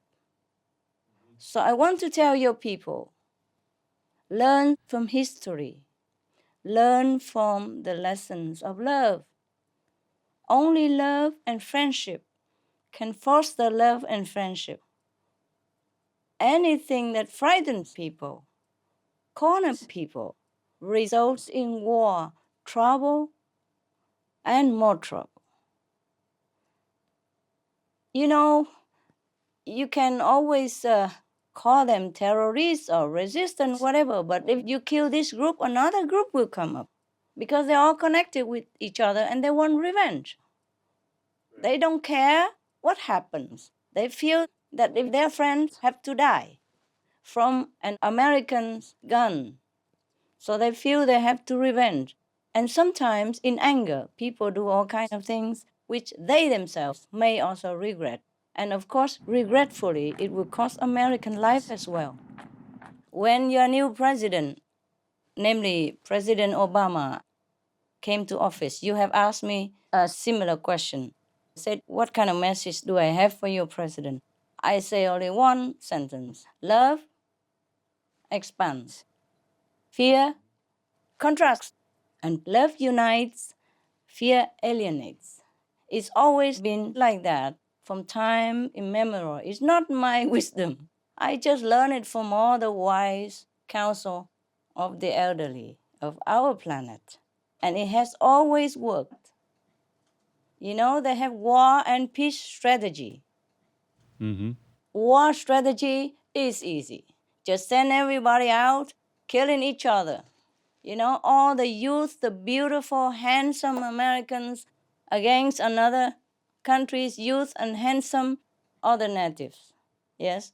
But love, assistance, and help will always touch people's hearts for a long time to come.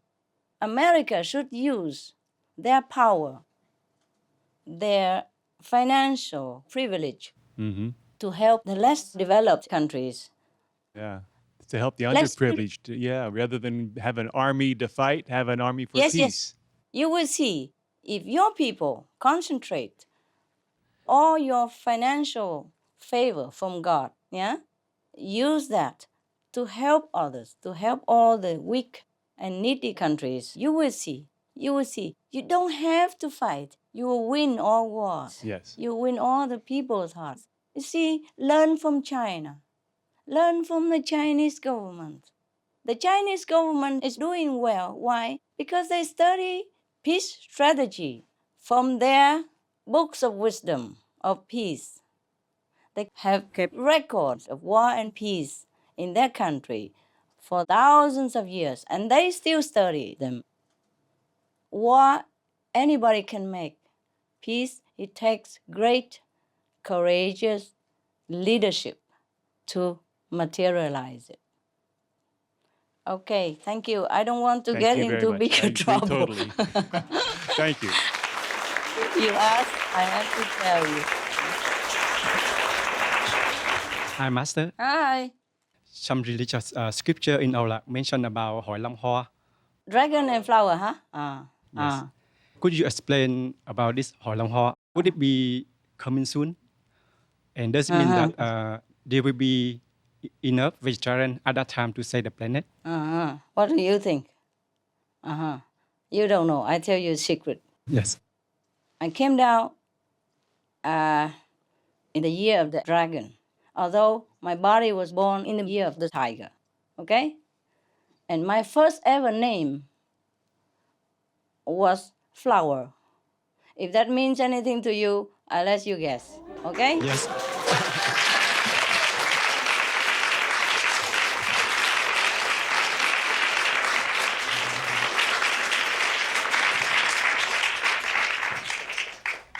My parents named me Flower. Hội Long Hoa already happened. Yes, it's happening all the time. There are so many Olaxis practicing spiritual meditation. When they say later, they didn't know how much later. It's already happening. A prophecy is difficult to explain. Yes, only if you are an insider, then you know it. Otherwise, how can you explain anything? What for the dragon come with the flower? Why is that? Why not the snake and the pig? Yeah? Dragon, flower. Okay, good.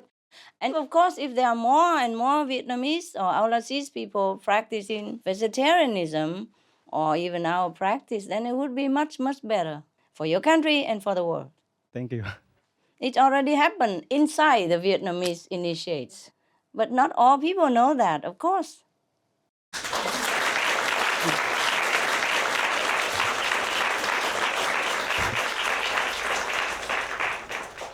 Hello, Master. Hello. We are so beauty. happy to see you, and thank you for sharing so precious knowledge and wisdom. I have one question. I would Please, like go to ahead. ask about Master Jesus Christ. Did he have a successor? Yes, he had. He had the 12 disciples. The first one was St. Peter, remember? Yes, That he Master. said St. Peter has the key to heaven after he left. The key to heaven is the key that you've got at the time of initiation. He has many successors, not just one, not just 12. Thank you, Master. Hi. How are you? How are you, Choco? I'm pretty good. My question is concerning trees. Master, you've spoken before that trees have a soul, Yes. and many trees are now perishing due to global warming.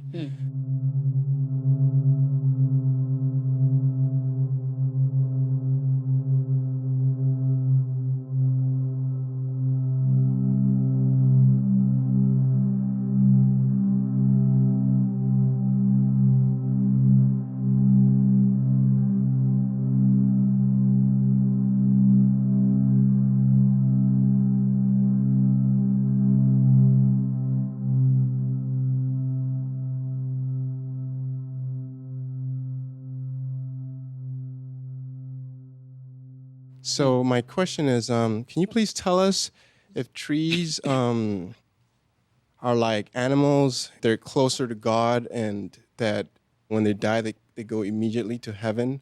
Or is it that they have a different evolution from animals? Yes, each one has a different evolution, of course, nah? But the trees who perished by helping humankind, by shading the hot planet, will go straight to heaven, of course. In each tree, there's a soul, and that soul will go back to where it came from. Now, our planet has lost many animal species, and they won't come back. The reason animals came here in the first place was because we were in need of their help. In the beginning, we did not have much need, as most people were vegetarian. Long, long ago, huh? Yes. Then later on, as we developed more appetite for many edible things on this earth, then we needed more animals to propagate seeds and fruits, to air the earth, yes, and to disperse different seeds and different agriculture products on earth. Then the animals came. And then we began to fight with each other more for food and survival, since we knew the taste of food. And then other animals have to come down also to balance the atmosphere of our planet, because animals bring down love onto this planet. Where we were losing love, the animals we have to fill in this empty space of our love. As our love lessens and lessens, because we fight with each other, because we become disharmonized with each other due to shortages or due to greed for food, and then from food, other necessities, and from other necessities, more for power and control. So we lose more and more of the quality of love as we generate more hatred, competitiveness, and jealousy into the atmosphere that we live in. So more animals have to incarnate into our planet in order to help us to balance that. But now we're killing many of them every day. 200-300 species are lost every day, and they will not come back. Even if they wanted to, they will not be allowed to come back. That's why we see so many extinct animals.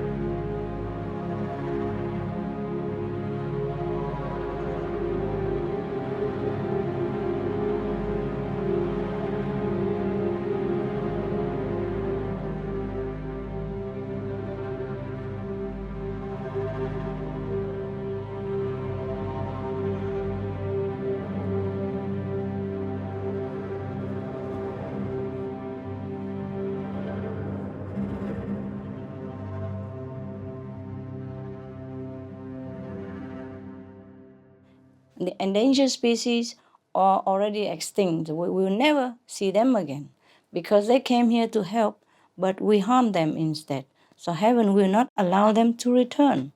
And the less animals, the less love atmosphere on our planet. And also we generate more hatred the way we live, then we'll be in trouble. Do you understand me? Yes, Master. Thank you. You're welcome. Master, I just want to recount an experience I had with trees. Yes. When I Yes. was in Belgium. Yes. I lived around a farming area. Yes. And there were a Yes. lot of wooded patch areas. Yes. One day I was walking through one of these wooded areas, and I felt that the trees in there was like alive, and the air was moist, and it felt like everything was alive, and it had a cleansing effect, because when I walked out, I felt like I just walked through a different dimension or something. Uh-huh. And then I was like, wow. And then I started looking out for more forest to walk in. That's right, yes. Yeah. You did right, That's why a lot of people like to walk through the forest, yes? In Chinese terms, they call it like forest bathing, you know? Yes. It's truly because they experience similar to what you experienced, you know, like the cleansing effect of the trees. Not because of the oxygen that they emit, but the love from them, because they never know any harm intention in their being. All they have is love and protection. Yes. Yes. That's why Thank you, I Master. made for all of them a poem recently. I hope I have time to recite it for you. I am calling all the planetary species and all the forests, please take care of themselves and protect humankind in this hour of need. Này rừng thẳm, hãy gắng gìn bản thể, chở che cho nhân loại phút mê lầm. Hãy nhận lấy trong ta nghìn giọt lệ, để vun bồi cây lá rễ hùng lâm. Thank you, I Master. cried so much when I wrote that, and so I wasn't sure whether I could recite it, because every time I tried to read it again, even just to correct or revise, I cry so much. Yeah, because I feel their response, I feel their love, and their frustration also for us. Yes, yes, they have just love. That's why you feel good. I'm glad you did. Thank you. Thank you, Master. Welcome. Master, regarding meat, cigarettes, and alcohol, they're harmful industries, and they have very powerful lobbies. And so the governments, even though they know that it's not good for their citizens, they allow them to continue selling these products. Yeah. And maybe they put taxes, but even then they still allow the continuance of selling these products. And so what will make the government strong enough to say no to these companies and these products, Master? You people. People will make the government stronger. But the thing is, it's like a cycle. The government has to inform people first, because the government has all these instruments to do so, whereas I am just a spiritual group head, yes? And the thing is, the government has to inform people first. And if all the people know about it, they will do something. You see, people will request the government to do this, and if enough people request it, the government will do it. Because the government is supposed to work for the people. They are voted by the people, they are paid by people, they should be working for people. Long ago, under President Ngô Đình Diệm, before he died, I was very young kid. I saw everywhere there was a slogan saying, the government is the people's servant. So if every government understands this, then we can say something. Because truly, governments are the servants of the people. It's just nowadays, it doesn't work that way. It seems like we are the servants of the government. So in some governments, woe to you if you say something that they don't like to hear. But the government is supposed to be the servant of the people. Why? We are paying them. All your tax money goes in their pocket to keep them glorified and powerful. Then they should know they work for the people. They should know that people entrusted them this noble and powerful task. They should do their job.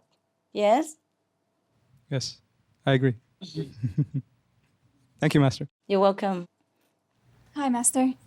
Hi. It's so good to see you. Good to see you, Hungarian. It's a red luck. Any red luck.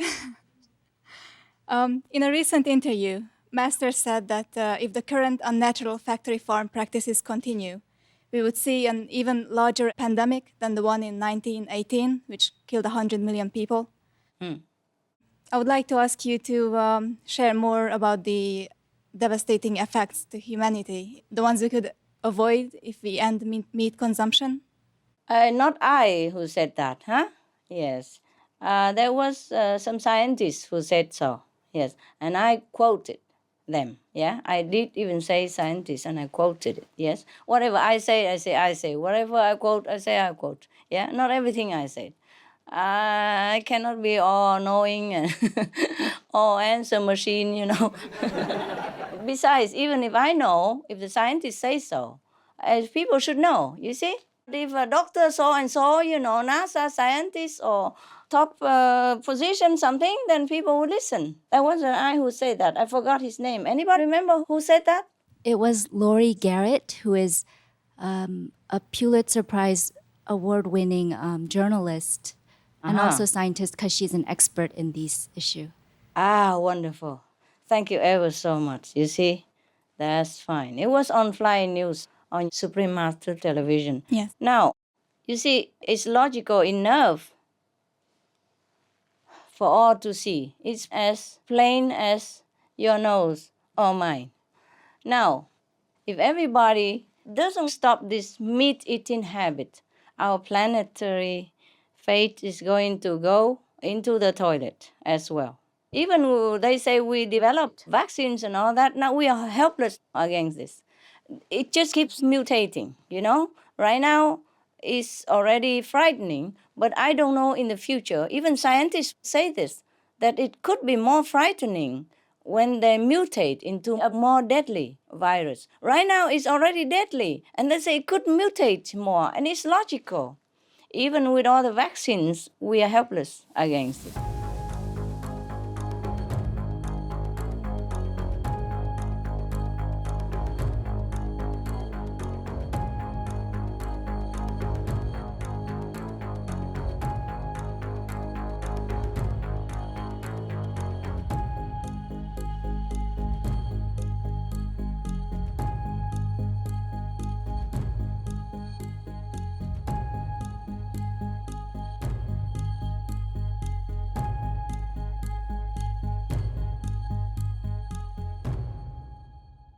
I told you we are helpless against bad karmic retribution.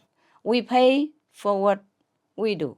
Even the vaccine now, people are scared of the vaccines. Even the ones who develop the vaccines don't dare to take the vaccine because of the terrifying side effect. They could be paralyzed forever. They could be dead from the vaccine. That's why they refuse it. Might as well die from the flu. Maybe you still have a chance to live 50-50. But if you have the vaccine, the side effect is already evident. Most of the group workers, they refuse the vaccine outright. The worker in the health care profession, because they're scared to death. And many parents now refuse their children to have the vaccines. You understand? I don't blame them. This is a terrifying thing. It's not like we can control it even, yes? We have everything now. We have so many threats everywhere, apart from global warming. But global warming is responsible for most of this. And the meat industry is responsible for all of this. So we have to stop the root cause of all this trouble, not by vaccine, but by virtue, by heavenly quality, which is inherent inside of us anyhow. We just take it out and use it. We are human, children of God.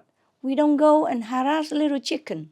We don't hook the fish and make him scream in the air.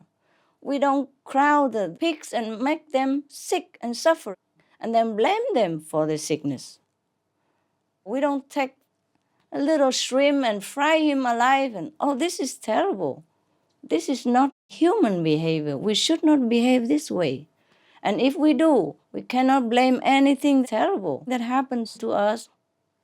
All we do is just turn around and live like a human, like a child of God. A child of God is all angelic, you know, all loving, all kind, all protecting to the weak and the small. Child of God doesn't go around killing, murdering other defenseless creatures. Doesn't go around destroying the planet and the world just for the sake of having a piece of meat, which can be replaced. You see what I mean? Yes. I am also against other things like cigarettes and drugs, alcohol, yes?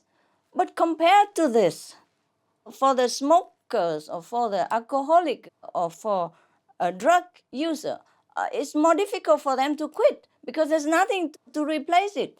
Nothing is equivalent to, illegal drugs. Nothing is equivalent to cigarettes to satisfy them. In that way, I don't mean it's good, but there's nothing compared to alcohol for them to replace it. But we can replace meat with vegetable protein.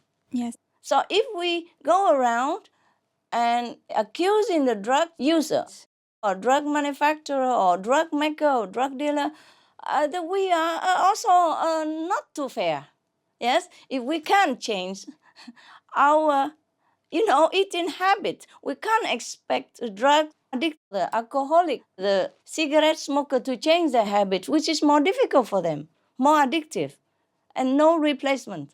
Meat has plenty of replacements everywhere, anytime. Don't even need it. So if we go around accusing the drug user, people or drug manufacturer or drug maker or drug dealer, that we are also not too fair. Yes, if we can't change our, eating habit, we can't expect a drug addict, the alcoholic, the cigarette smoker to change their habit, which is more difficult for them, more addictive, and no replacement. Meat has plenty of replacements everywhere, anytime. Don't even need it. If we are tougher, we don't even need food at all. If we wanted to, we could live food free even. But okay, go ahead, eat something, it's fine. Habit is okay, why not? But what I mean is, meat is easy to replace, yes, compared to drugs, alcohol, and cigarettes. So now we have to change that. Yes? We have to change that. If we want to expect all the drug users, the alcoholics, and the cigarette smokers to quit, we must quit meat. Okay, love? I wish people realized how simple it is to be vegetarian. I know, so simple. Just have it only, truly. After a few weeks vegan, you don't even remember what meat tastes like or looks like. You don't want to know. Yeah, and when you smell fish and meat, you want to throw up even. That's true, yes. When you look at the animal, people being slaughtered, your heart will feel wrenched and your sleep will be troubled. It's feeling so sorry for those animal people, and feeling so sorry for yourself that you have been cheated into degrading yourself thus far, by eating animals, eating the suffering beings. Okay, anything else? That's Kiddo. all from me. Thank you very much, Master. You're welcome. I hope I have answered all your questions. Yes, Master. We'd like to tell you some good news. Good news. Oh, yes, that's we have all several we need. stories for you. So you can relax. Oh, yeah, I relax. Now tell me all the good news.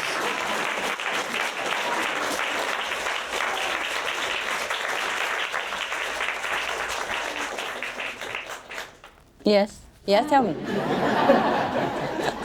Reverse go green, save the planet.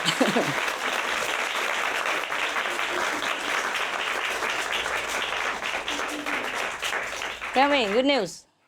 We all know that in 2006, the United Nations said that the livestock industry causes 18% of all greenhouse gas emissions.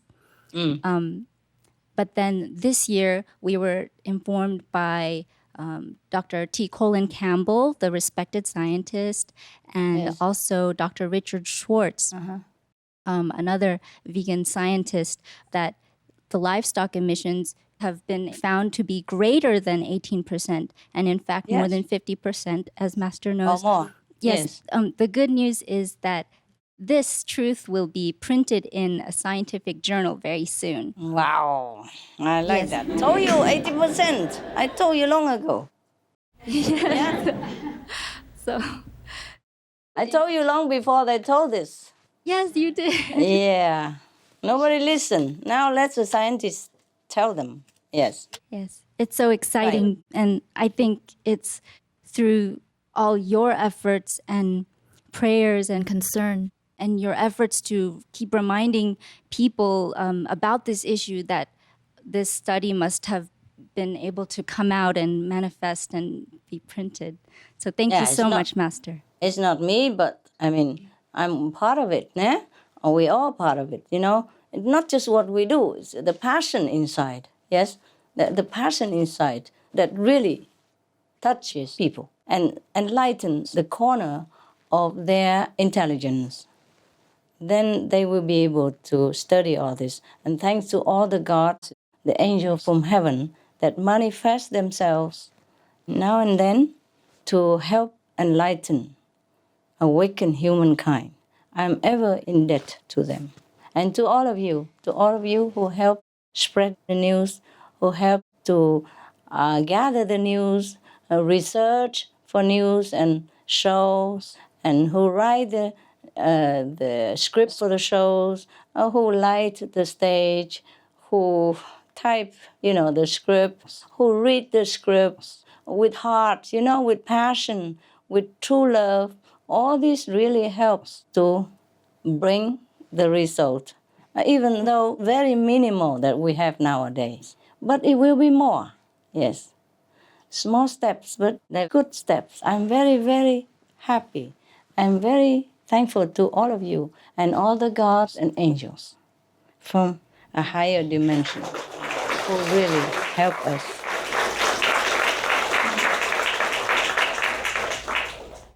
And from us, we thank you so much for showing us how to do it. Thank you so much. I'm just a very small part, small part. I know you work very hard. I always love you very much. We love you too. I'm very grateful, okay?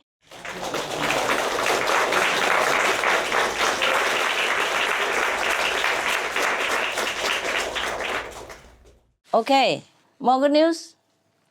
Yes, Master. Tell me. Hi again. Ah. I would like to share with you some of our experiences with the artists who came to perform at the anniversary concert. Yes.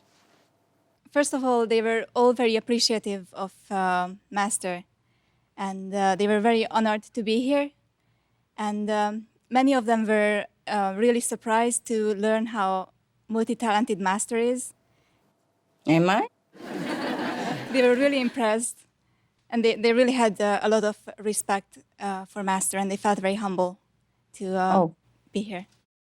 My pleasure, my honor. Especially, I would like to highlight two of our performers. Bob Kulick is one of them. He composed the music for your poem, Our Time. Yeah, it was really a surprise for me to hear all of my poems turn into music. I was a little bit embarrassed, you know. I texted to your organizer there. I said, why so many? The program has like 20, and my poetry is about 8 of them. I said, is it not too boring and embarrassing? Everyone really enjoyed it. They replied to me, I said, we didn't plan to have so many of your poems musicalized, but the composer wanted it. Yeah, I was a little bit shy, you know. I was all surprised to me. I did not tell them to do that. I did not even know that this, all those poems were made into music. I mean, 1 or 2 I knew before. Yeah, I heard before. But those new ones, it was the first time I heard them, just like you. I feel a little bit shy, you know, a little bit blushing. Well, Bob Kulick, he said, and I'd like to quote, I was so excited about the song that we came up with that we should write another or a whole album. I think she could be a huge hit. I mean that sincerely. A whole album would be great. Wow. Wow. Wow.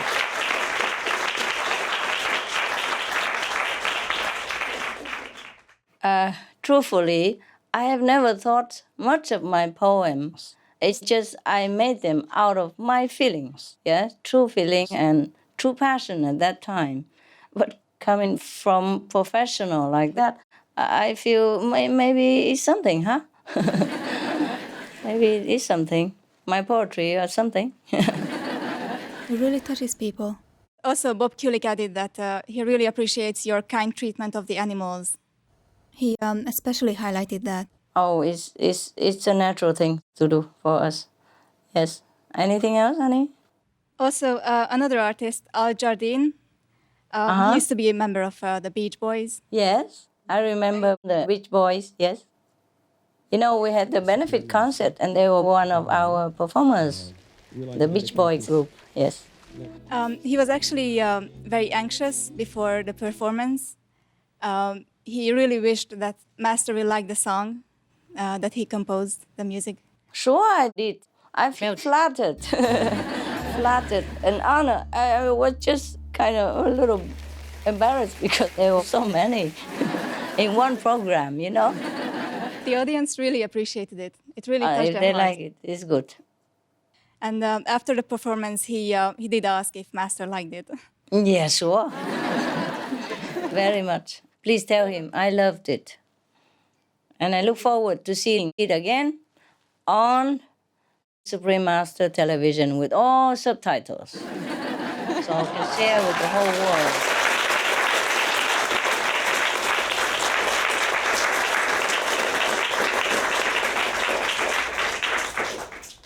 And he also said that he would like to do a whole album. How? With what? Your poems. Okay, if he can find something worthwhile, he's welcome to it. Yeah. I think he'd be really thrilled to do that. I never had the honor to meet most of those artists in person, except some I had seen before in a benefit concert. Yeah, to me, they were awesome, you know, like superstars. So basically, it was a really big success, and everyone was really touched, really sincerely touched. And they all had a very good time, and we're very honored to be here. Oh, wonderful. Wonderful. Thank you, Master. Good news. Good job, good job. Good news? No more, huh? Hi, Master. Hi. I have more stories, good stories from the concert. Wow. Yeah. One of them is from singer Thanh. Yes, I know her. And she said that she was very happy to be at our concert and to share the same stage with other famous American singers. Yes. However, she said she would have been happier if she could have met you on that day. Yeah. Yeah. And we can tell that she was very touched and she was like overwhelmed by your love and your presence on that day. Yeah. Tell her, I am sorry. Yes, I couldn't be there. Yeah, but I was there, yeah, in spirit. Yeah, she met you like 9 years ago in Fresno. Yes, yes. Yeah. She's one of my favorites, tell her, okay?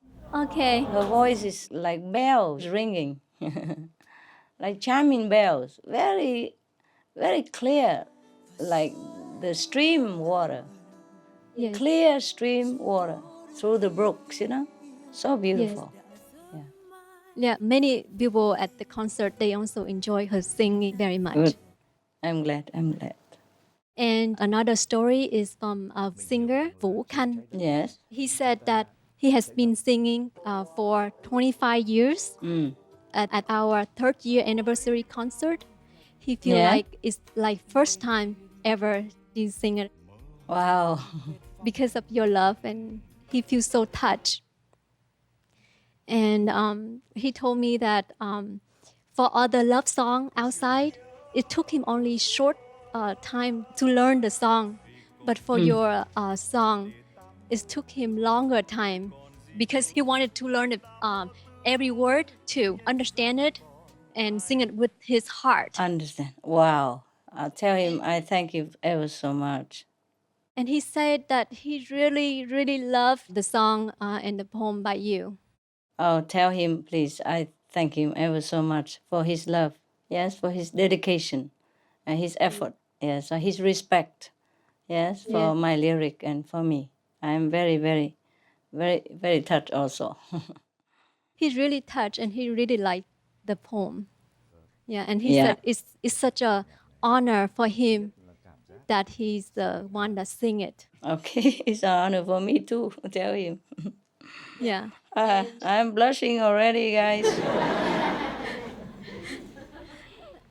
I can feel it, like he's sincere when he say all that. I think it's take him by surprise, like when he performed your song. Yeah. And he sing your song. Yeah. And one more note, he said that please tell Master if ever in the future that you have a lecture, he would like to attend. He would like to come to see you. Yes. Yeah. I would also like to attend if it happens again. If we ever have a time to do this. Yeah. All right. Right now, the planet first, okay? Yes. All right. Any more? Oh, that's it, Master. Thank you so much. Thank you for Thank your you. love. Thank you for taking care of the artists and making them feel welcome and loved and at home. And they even enjoy the vegetarian food very much. I'm sure. He said that if every day he could eat this kind of food, he would turn vegetarian right away. And I tell him that, why don't you try? Yeah, give him some recipes, yes. Yeah, I know. People just think a vegan is just chewing some vegetable, but it's not like that. It's very tasty, delicious. Yeah? Yeah. Even now I turned fruitarian, but I still remember the taste, vegan before. It's good. Okay. Thank you, Master. Hi, Master. Hi. Oh, I turned fruitarian too. Yeah, you have? Why? Well, it just came naturally. Uh-huh. Okay. And it feels good. Very easy, And though. I Very guess easy. also because I watch your cooking shows and the karmaless food. Yes. So it's very inspiring. Thank you, Uh-huh. Master. Good, good.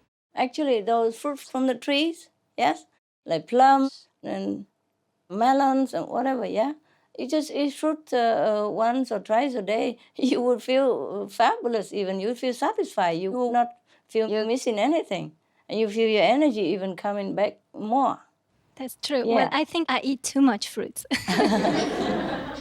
I should It's all try right. to eat It's just 2 water. or 3. Just water. Don't worry, don't worry. Later, you will find, later, yes, you will find that you don't need that much fruit. In the beginning, yes. Yes. Later on, you will find that you could eat just one mango or whatever, or half a mango in the morning or half a evening. Then you feel you're full.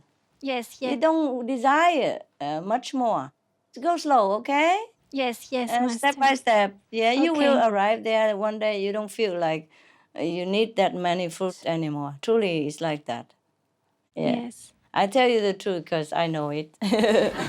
I know it is like that. Thank you, Very Master. simple. And you will be also surprised. You say, oh, how come I only have half a mango today and I feel like just Wow. enough. Yes. And then Yes. slowly you feel like I don't even need that mango. Oh, that would Okay? be good. So I don't need to think too much about which fruit I want. No, don't worry. You just take whatever appeals to you. Yes, Yes, at that thank time. you, Master. Eat as many as you want of that fruit or more of other Yes. kind of fruit. Just eat whatever, okay? Yes, Then Master. slowly you don't feel like eating that much anymore. Thank you, Master. You're welcome. Actually, I have also some good news to share with Yeah. you about Tell the me, tell- anniversary. One of our guests, Dorit, she's the founder of the Green Lifestyle Film Festival in Hollywood. Uh-huh. Yes. And she bring the whole team with her. She bring like 12% of her team with her. Yes. And they really loved the food. Oh, They I'm really sure- enjoy the I'm food. sure they did. Some of them are not vegan. Yes. So she was very grateful that they can discover very good vegan food. And they enjoy it so much that they eat and take again, and they bring a lot of food home. So that was very good. Good. Good news. Good job. Tell the kitchen team, good job. Yes. And it was really beautiful, the setting of the food too. Very attractive. Yeah, I saw some of it. Dorit, she also really loved the celestial vegan wine. She Oh, yes? loved it so much that she would like to have it for her official wine for the film festival. So yes, we she's can supply ordering. that. But tell her she has to order long in advance, yeah? Because the queue Yes. is long. Yeah. Yes. She's ordering already. Good, good. Yeah. You have to remind them that this is a VIP, so please supply first. And all the disciples just stand by and mouth water for a while. Okay? Sacrifice. And the next day, they also wrote in their blog a page of the anniversary and very detailed of each performance and really nice. So they were very, very That's happy. kind of them. Brilliant. And there's another guest. She's Rainbow Mars. Uh-huh. She is a famous vegetarian yoga teacher. We actually interviewed her and aired a show about her. She really loved the performances because we represent different cultures. Yeah. And she also traveled in those different countries, so she really appreciated. But what she was really touched by it was by your presence, Master. Oh. And she also get to know more about you, about your teachings, and about your inspiration work. And she was so touched that she has tears in her eyes when she left. Oh. Yes. Bless her. She said, "This is what I was searching for." Bless her. And the next day, and I'm sorry. Okay, so the next day she wrote in her Facebook this message.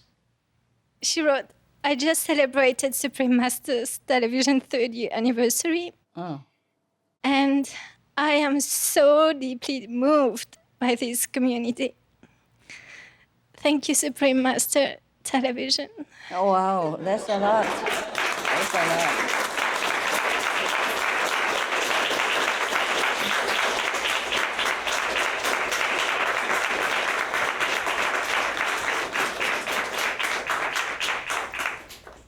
And I'm sorry, I'm emotional. What happened? You're crying? Oh. I thought she was the one who cried. And that happened a long time ago, and you're still crying. Must have been very emotionally beautiful, huh? Yeah. It was. I'm sorry. No, it's all right. Go ahead. Just don't spoil your mascara. And makeup. Your natural beauty, huh? You're not worried. Okay. And you guys are more and more beautiful every day. Do you notice? At least you notice each other, no? Very beautiful. Men and women alike. All more beautiful all the time.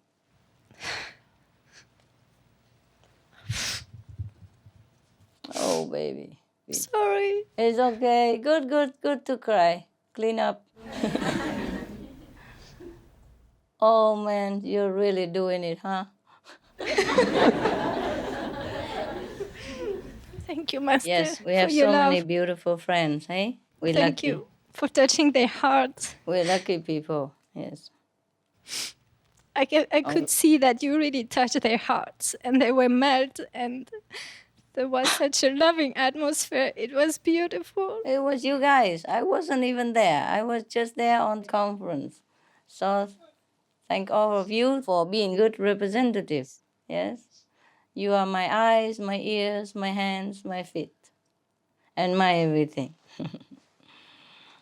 Wow, we're lucky, huh? They are also very pure-hearted people. It's just like a flower bud waiting for the right condition and opportunity to bloom. Yes. Actually, love can melt stone, you know? Yes, that's true. We really could feel your love, Master. We Thank feel you. your love, and everybody was so happy. I mean, there was a big difference between when they arrived and when they left. They really left with a shiny face and a big smile, and they were melted into your love, Master. Good. Thank good. you so much. That's what love does to people, to all people. Yes. You must have a lot of love in you also to make them feel like that. Okay. It's all your Enough love, with your Master. tears, huh? Otherwise, you have nothing left. You will melt also. Yeah? I couldn't find you anymore. Sí, señorita. Actually, I have another beautiful news. It's Yes? from Panama. Good, but no more tears, all right? No. Okay. It's a beautiful news from Panama from a sister. Yes. Our association member from Panama. Yes. She was named yesterday Eco Champion of the Month by the Smithsonian Tropical Research Institute Carbon Committee. Wow. Yes, and this Bravo. committee was formed to help the Institute conserve energy and remain carbon neutral. Wow. Wow. It's a renowned institute, and she's the first person ever to receive this honor. And she received this honor because of her promotion of veganism as the best way to reduce carbon emissions, giving her colleagues a lot of good information from the suprememastertv.com website. Wow. So that's a very beautiful news. And she was featured yesterday in the newsletter. Yes. And they also include our website in it, and she received a lot of calls from colleagues, from distinguished scientists, and even from directors. And they congratulate her and express their big interest in veganism. Wow, that's the Yeah. best part. Yes, it is. Better than all the congrats. Ah, wonderful. Send her my congrats also, okay? Yes, so thank you so much, Master, for walking through her work and to touch everybody. And yeah, thank you ever You're so welcome. much. You're welcome. Just pure instrument also does help, you see? Yeah. Yes, thank you, All Master. right. You're welcome. Thank you. Hello, Master. Hello. Hi, how are you? Hi. I like to share a story too. This happened at the beginning of this year. The disciples in Costa Rica gave some material from Supremacy Television to the son of the director of the main TV channel in Costa Rica. Yes. We didn't hear anything about them for a long time. Suddenly, we hear in the news that the director of this main TV channel became vegetarian. Oh, wow. And Bravo. the next thing we watch on TV, a 3-part program about how cows produce so much methane and how meat industry is destroying the planet. And Yes. this make a huge uproad from the meat industry, and they've removed all the advertising from that TV channel, the meat advertising. Oh, And she okay, said okay. she didn't care. She didn't care Wow, about if didn't they care. move it or not. And they Wonderful. are open now to keep going in this direction, supporting this Wow. idea of environmental protection through vegetarianism. Wow, wow, bravo. God Very bless good you. news. Bless your country. Yes. Thank you, It's Master. getting there, huh? It's getting there everywhere. Yes. People are good, you know, only if they are informed, then they will do it. It's just they don't know. Even the media doesn't always know everything. You see, they are so used to doing their way, you know, giving whatever advertisement there is, and they don't have time to do research in this direction because most of the media before they just wrote about other things, you see? Right now they know it and then they concentrate on it. Yes, I wish all media join hands. I've seen it more and more nowadays, more and more all the time. And I'm very, very happy. The feedback is very positive, and When you talk to people, you realize that the only thing they need is information. Yes? They just understand. Yes. So that's why when you think about doing this, you're 100% positive that it will happen because we just need to give them the information. Yeah. God arranged things incredibly well, because one time we gave a lady a flyer in Brazil, Yes, and then she said, yes. "Oh, I got this flyer in Spain, the same one, Oh. but I didn't read it, and now I'm gonna read it." Oh, I see. Yes. It's good. It's good. Good. No, it escaped God. It's incredible. Good things can never be done too many times. Yes, right? it's true. Yeah, thank you. Good Master. job. Good job. Thank you. Bravo. I'm writing letters and giving information to all the presidents and the world leaders and industry, corporate heads and all that. And I'm hoping it also have an effect, you know? I'm still writing and giving them info as well, not just the letter, but all the condensed info. Yeah. And telling them to watch more on Supreme Master Television. It's going to help somehow. Yes. Okay. Oh, Master, is there anything else that you would like to share about the 2 Venuses that are still with us? Oh, what else do you want to know? How come they survive and the other Venuses didn't? How Yes. does their evolution allow them to continue? Yeah, because they are more virtuous. The other 2 Venuses, they were living a vicious life. They live in vice. They did not know God. They did not respect anything that they couldn't see. And they concentrated more on developing their material comfort. Therefore, they had too much comfort. They had anything they wanted. Everything was almost like heavenly life, except devoid of spiritual, moral, and divine quality. And not only that, they persecuted anyone who dared to oppose them or mention anything about the invisible quality of heaven, yes, or about God. Anyone who is living a virtuous life, this is like a state enemy. They hunt them down, they kill them mercilessly. It's a terrifying place to live for anyone who has a little conscience. Their conscience is zero, yes? Their moral standard is zero. Their tolerance for God and divinity is zero. So it was because of this. And the meat diet combined that destroy the other two planets. Whereas the two surviving planets, although they still have some percentages of meat eaters, 1/4, 25% people still have meat, but very little, less degree. Not like they have it every day or 3 meals a day. It's not like that. Even then, they have reverence in their heart, yes? And they are trying to also go into a more merciful lifestyle, compassionate vegan diet. So the balance is very, very well in check, you see? 3/4 they're vegan and 1/4 are meat eaters, but very less degree, very less quantity.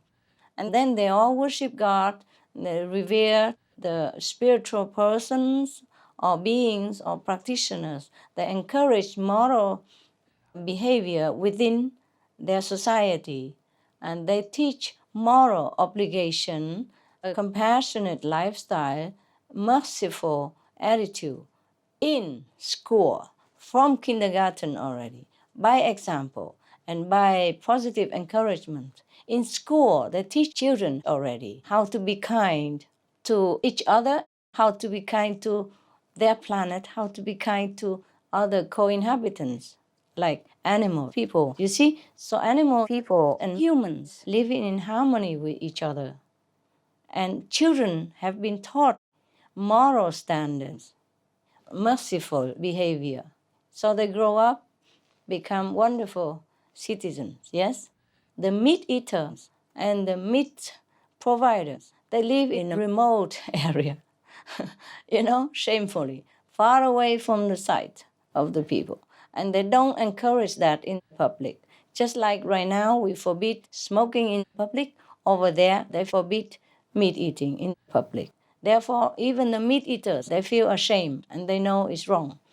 And even though they still have some, they always try to minimize it. Yes, Master. Meat eater over there is allowed, but it's like they're outcast and they feel it. Some people are not as developed as others, so they just tolerate it.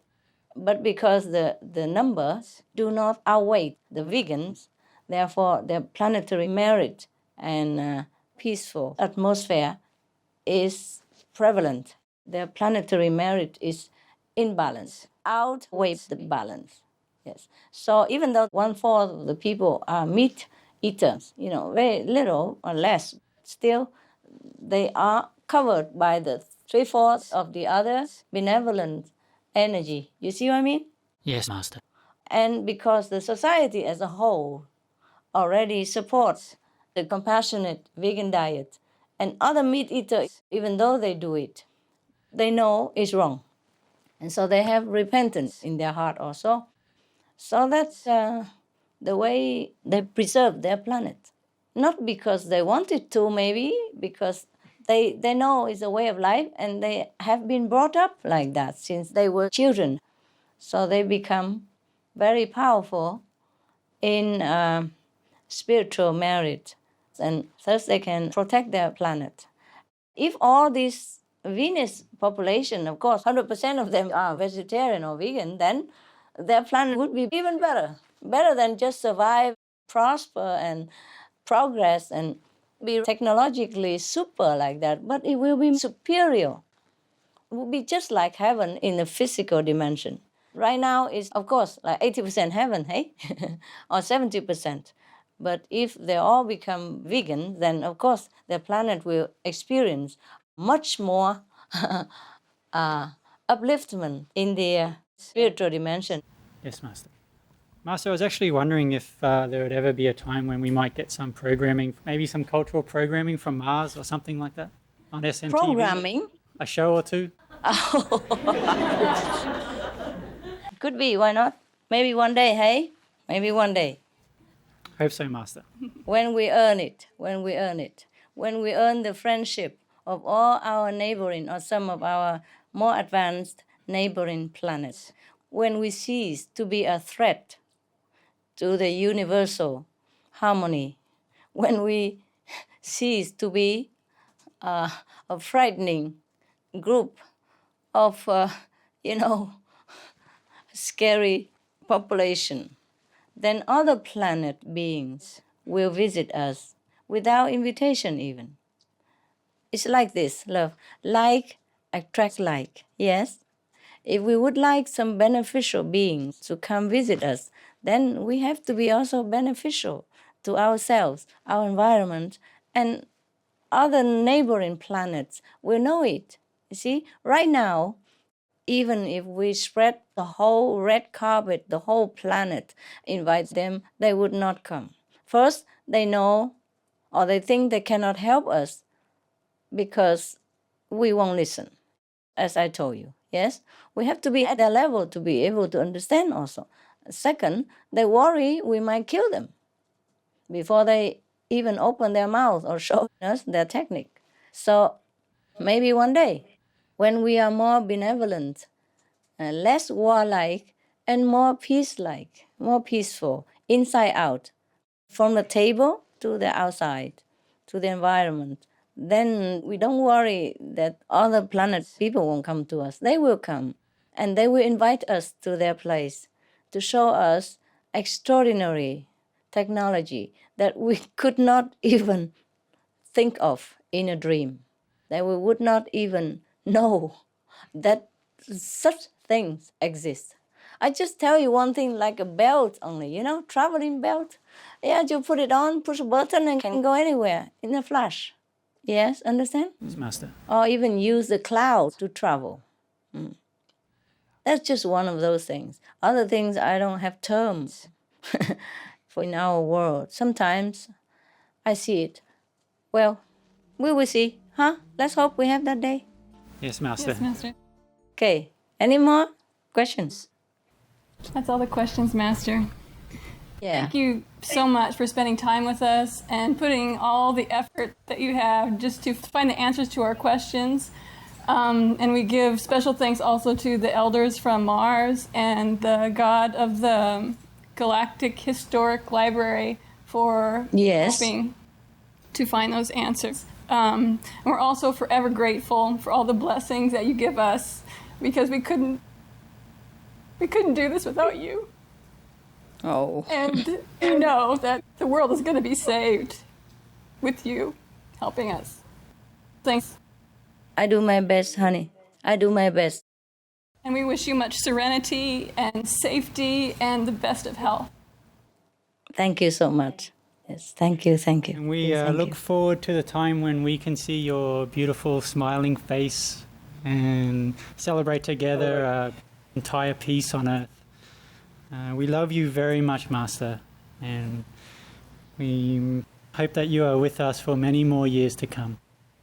I wish you're always in our hearts. I wish so too, love. Same here, huh? Same here. I know we have been working very hard. I'm very happy with our Supreme Master Television. I'm very happy with the way you are working. All of you, I mean, not just at the headquarters, but, the supporter staff all over the world for going through hours of research and hours of compiling and writing and polishing the words and the style with all your heart, so that your sentences, your scripts, and your work will touch millions. And I'm happy to tell you that we have a lot of audience, a lot of fans We have, let me think, let me see again. We have half of the planet watching you now. 3 billion some.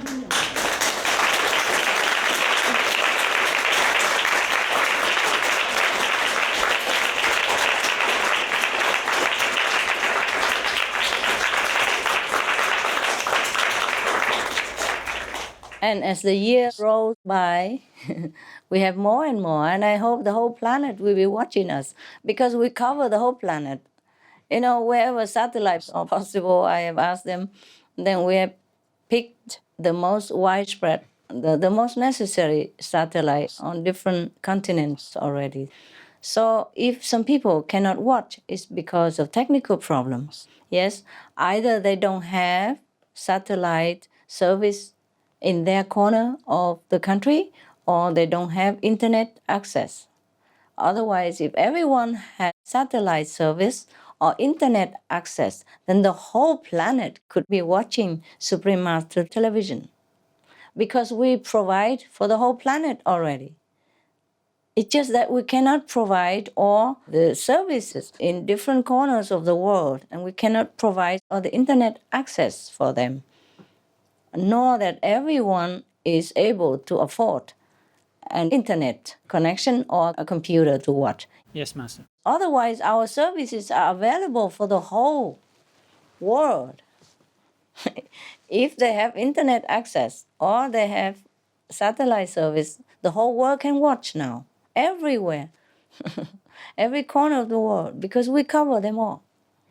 I make sure we cover them all the satellites that are necessary for each and every continent. It's just in some countries, there's not enough technological service. Understand? Yes, Master. But never mind, never mind. 3 billion, and then it will spread more and more, yeah? And as the planet lifts itself up, as the population lifts their consciousness again up, there will be more and more miracles happening. There will be more internet access to all the corners of the world that have not had it before. Or there will be more satellite services in different countries and different corners of different countries. Then more and more people will be informed and more will be uplifted. Nevertheless, their soul listens because we are interconnected. And the frequencies of radio or television also permeate the atmosphere. This kind of positive energy and constructive news will reach the recesses of their minds, and they will somehow get it also, without even watching Supreme Master television, but in some way more subtle. Then they will also awaken. We just need to be patient and praying a lot to all the gods and goddesses, all the divine beings, all the angels, to help us to manifest themselves physically onto this planet and help each and every citizen of the world to awaken to a compassionate lifestyle so that they can escape from this dilemma that is terrifying everybody at the moment, be it swine flu or planetary climate change. Yes, so be it. We have all the gods and goddesses to thank.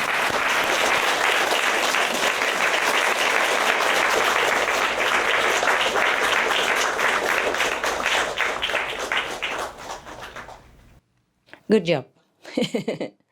We don't want to let you go, Master, but we know that you must be busy and have a lot of things to do. So if you have more time for us, do you have more time for us at the moment, or you have other things to do?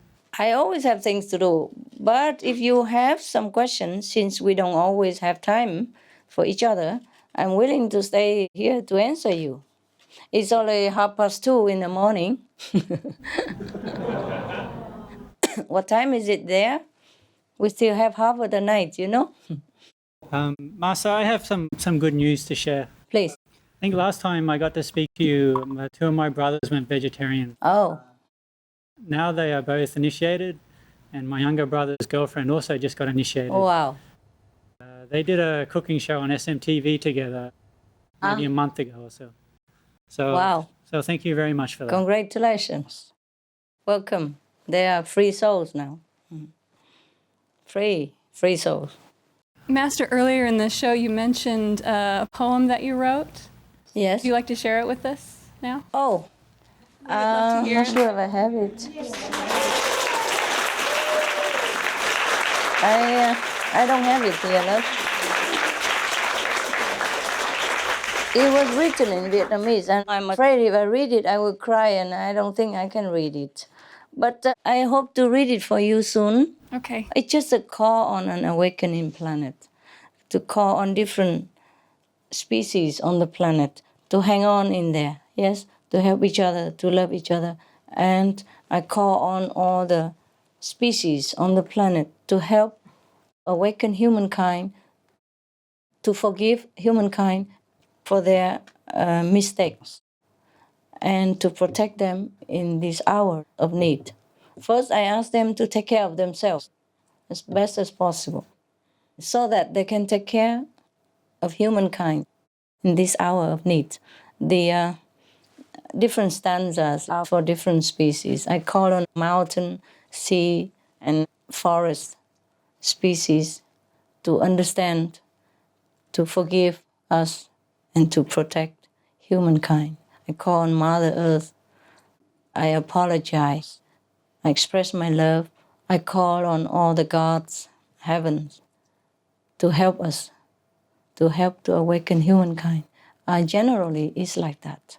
And I do hope that one day my voice will be okay, then I will recite it. I hope I won't cry when I recite. This is just like one of the poems of the pig and the chicken. I cry all the time, so I don't dare touch it yet. And also my voice is not very, very good right now. But if I recite it, then I will give it to you guys to translate. Okay? Thank you, Master. Okay, thank you, Master. Yes, I were two recent poems. I don't remember much of it because whenever I write a poem, if it's a very touching feeling, then mostly it's spontaneous. So I write it down, but I won't remember much afterward, and not sentence after sentence. I would remember some, but not completely. I have to write quickly before my inspiration fades into space. Just like I had to write quickly all the answers for your questions today, on notes, stuff like this in the dark of the night. Then the rest I remember. Look at how many notes you have here. All this, see that? a lot, and much more. And the rest I remember also. These notes are only short, short condensed sentences to remind me of the rest of it. It's not the whole thing, and it's a lot already. I eat a lot of these papers in the night. I have to write down many things in the night, especially when I have questions and answers. I have to tune in with the universal consciousness, the universal intelligence, or the past history to be able to get out the answer. Yes? Yes, Master. I don't get it from my pocket. I get it from the truth revealed to me. Yes? And if I can't get it myself, then I ask for help. I ask who? Who knows about this? Who knows about that? And then the answer will come to my mind, like, okay, the god of Venus or the god of Mars or the elders of Mars. Or, to be honest with you, I never heard of the galaxy historical record library goddess before in my whole life. Just because you ask questions, I had to find this lady. So as per demand, it will be supply. I never heard of that library before. I knew about Akashic Record Library, but that was a common thing.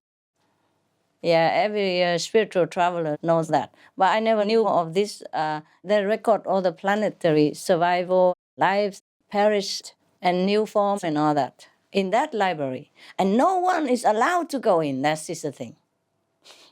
It's only for the council of the galaxy to refer, to study, or just to keep. Yes, Master. Only them, they go in there. So they can discuss, the future and how to help or how to not help, how to intervene or not intervene. It's not for any mortal, not for any spiritual master even to go in there to read anything in that library at all. So we are really lucky that the goddess in charge of this galaxy, our galaxy only, huh? I don't dare venture too far. I've been spending all my time riding under flashlight. We don't have to know everything in the universe, okay? Yes, Master. Yes. All we have to know is how to live in the universe. We have to know love. We have to know mercy. We have to know compassion for others. Put others before us. Just think of what they want, just like if we were them. We have to consider others and love. That is the best knowledge for everyone to live in any dimension in this beautiful, incredible, unfathomable universe. So if we can know some more things, it's fine. If not, we have to know love. That's all we need to know. Love will enable us to know many more things, whatever we need to know. I'm glad you asked this question. Also, otherwise I would not know of the existence of the Galaxy Historical Record Library. And I would not be able to know this beautiful goddess.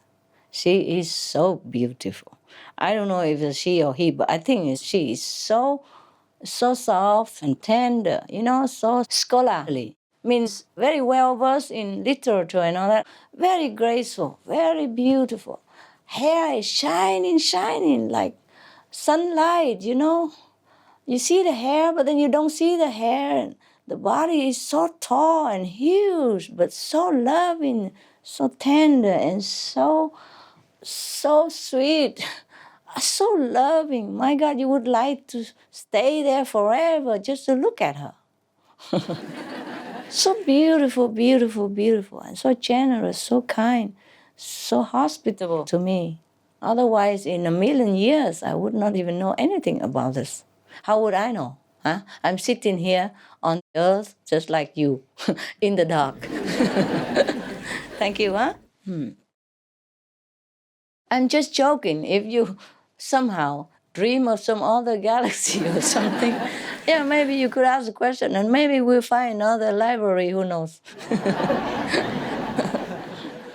Okay, good. Then I bid you a loving farewell till the next encounter, okay? Yes, Master. Yes, Master. We love you, Master. We love you. I love you very much also.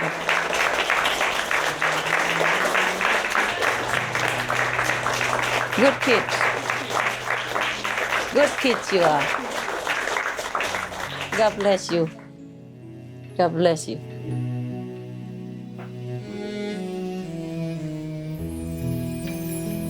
Love, love.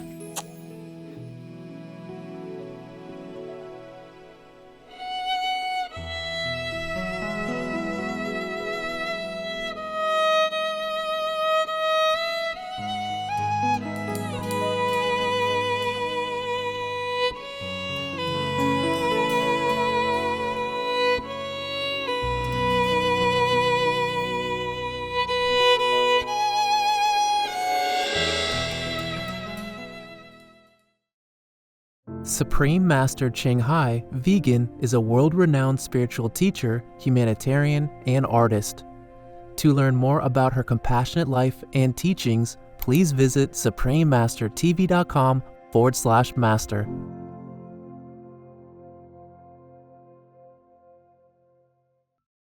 Many people also dare not go to the graveyard at night by themselves, fearing that it's a haunted place, without realizing that their own bellies are, more often than not, the graveyards of animals and haunted houses, casually buried without considering any good feng shui at all. The Venerable Dao Jiang, vegetarian. The most powerful daily prayer for any time and before meditation, which is the order from God, and Supreme Master Ching Hai shares with us by His blessed grace. We humbly worship, praise, thank, obey, and love God Almighty, the Most High, the greatest, for world vegan, world peace, and our soul liberation. We thank, love, praise the only Son of God, who is the ultimate Master for our salvation. We follow the teaching of all the saints and sages. We thank, love, and praise them, who are the representatives of God for our spiritual elevation.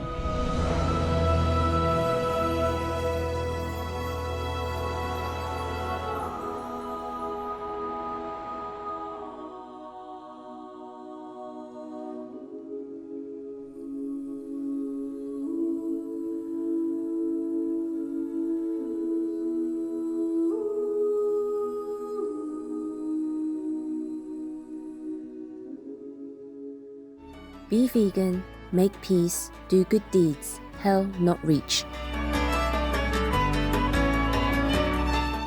Our programs offer many languages. Please visit suprememastertv.com/schedule and suprememastertv.com/BMD.